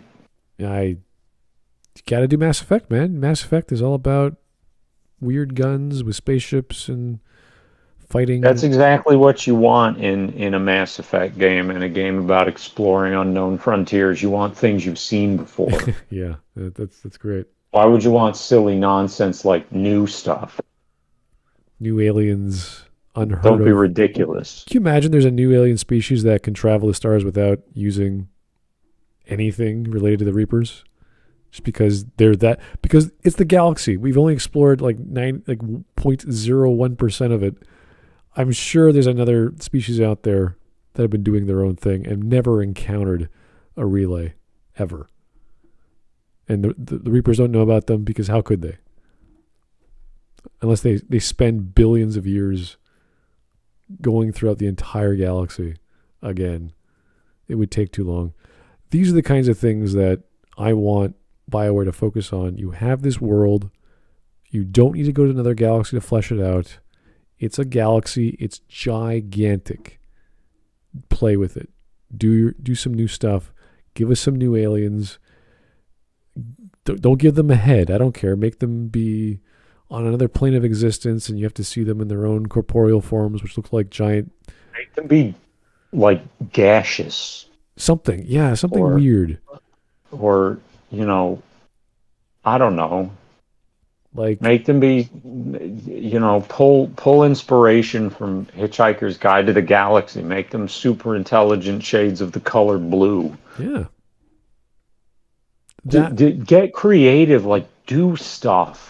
You know, we don't need rubber forehead Star Trek aliens. Yeah, that's the joke. It's always just going to be, well, it's like Star Trek in the video game. It's like, no, it's not, nor should it be.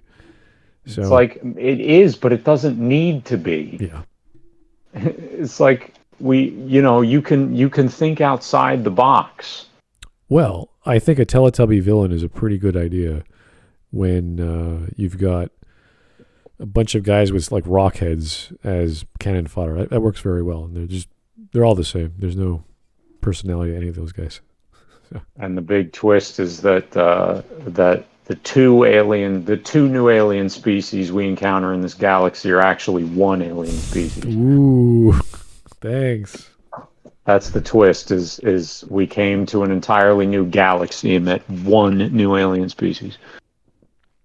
Meanwhile, they leave one of their best franchises just sitting there with one game from 20 years ago. Yeah, well. It's been Jade Empire was really good. It got it got overshadowed by Dragon Age, I think. I know. But it was really good. Like, I just, if you've never played it, chat, I mean this, go buy it. It's really good. It is essentially KOTOR. It might be my favorite of their combat systems, to be honest. Yeah, and not to say KOTOR's combat was great or anything, but it's probably better than KOTOR's in terms of combat. Oh, yeah. Yeah. And I do recall Mike Gamble? Who was showcasing it at E3. He was really, because he was in charge. It was a Mike. It was one of those guys, the guy who eventually did Dragon Age, the lead producer or director. He's the guy who helped build Jade Empire, and he was young and so enthusiastic about this martial arts game BioWare just came out with, and not too many people know about it still, sadly. Yeah. Well, it's really good. And worth playing. And always, always, when you beat John Cleese in a debate, tell him you want his weapon. Okay. And you'll understand what I mean when you play it if you've never played it before. But that's what you do. When you out-debate John Cleese, you tell him you want his weapon. When he asks you what you want. As a reward for beating him in a debate. This is not a joke. Oh, here's a... did I even say this during the first talk we had with Whisp? This was a donation from Gingaman 2 hours ago. How the hell did it take until today for me to realize that Bruce Boxleitner was in the show? Now I can look forward to watching Tron on Babylon 5. Lol. You know what? I didn't even know he was in Tron till I did an IMDb search about 5 years. Actually, no, that was been 10 years later because IMDb didn't exist yet when I watched Babylon 5 back in the 90s.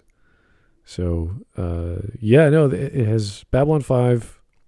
If we could give any recap to this episode and say goodnight, because we're at our 2-hour mark, is go watch Babylon 5. Start to finish. Don't break. Don't jump ahead. Don't go online to see scenes. Watch it. Go in blind. Check out Jade Empire. Check out Dragon Age. And Don't get excited for Dragon Age 4.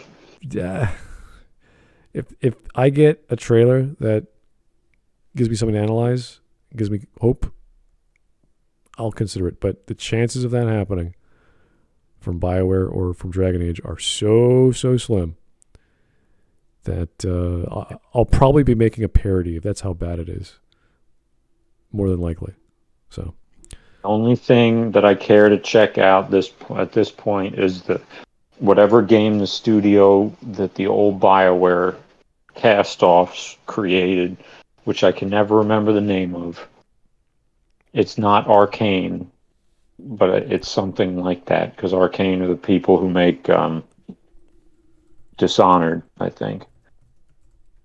But that studio opened years ago, and they still haven't put anything out. So. Yeah, well, there's Casey Hudson's new studio. Mike Gamble went with he was on Kickstarter. He was actually on a few projects till he finally got hired by a major company. And then there's that guy who was at BioWare for like 15 years, and who not too many people know, who was part of another. Like, there's a whole bunch of talent that left BioWare years ago, and they're all in other studios making games. I don't know anything about the Casey studio. I don't know anything about that 15-year-old guy, what they're doing. And the Mike Gamble game, I helped the Kickstarter out. That demo was bad. So lots of Archetype, that's right. Yeah, lots of things I'm not too sure about anymore. I'm beginning to think that BioWare was just this crazy perfect storm that the doctors invented. And when they were under a deadline with like KOTOR and even Jade Empire, I guess you could say, they turn out good games. When they're left to their devices in like 7-8 years and they just keep getting money, that's when things go bad. Or you could argue that Dragon Age 2 is pure crap because they were under a huge deadline. But for what they did within a year and a half is amazing to get what we got. As dumb as it was, they put a lot of content into that. So, don't know. Too bad they padded the game by just throwing extra waves of enemies at you. You know, there's a PC mod for Dragon Age 2 that is like basically it just kills the entire wave of enemies. What? Is there any fighting in the game at all? It just kills everything? There doesn't have to be if you abuse it. But I did a playthrough where I used it I didn't use it for the first wave. I only used it to kill the reinforcements. The game padding second wave of people. And then I timed the run. And, I did all the fights, right? I never used it unless it was the second round when the reinforcement showed up. And I timed the entire run start to finish. The game took me 9 hours. Wow. And I did most things. Not everything. I think there's some stuff I missed because I didn't care enough to get Meryl's Anders' relationship high enough to do his side quests. And I told him to piss off when he wanted me to help him make a bomb. Spoilers for a 15-year-old video game. But other than that, I did everything. And the game took me about 9 hours. There was the DLC for the bridging DLC, which BioWare seems like doing these days. They just make a thing to connect the thing they're trying to be a sequel to, but they can't because that's too hard. They have to make a story to do that, and that was the setup or the freeing of Corypheus from this elaborate crypt that Hawk's dad created, which is ridiculous as well. Legacy. Yeah. The Legacy DLC. Like I have this massive dungeon I invented because I'm burdened by guilt. I don't know what the hell he was trying to do there. That Corypheus was actually interesting in that DLC. He was intimidating in a sense, yeah. And then they made him lame. They watered him down to the point of being worse than like Dr. Claw. It was that bad. Yeah. Anyway, we're at time here. So yeah, thank you so much. Play Dragon Age. Yeah, play Dragon Age, play Jade Empire, and play Jade Empire. Watch Babylon 5, and shout outs to my man Quee the promoter. Okay. He's my favorite character in that game. Played by Bill Murray's brother. Really? Yes.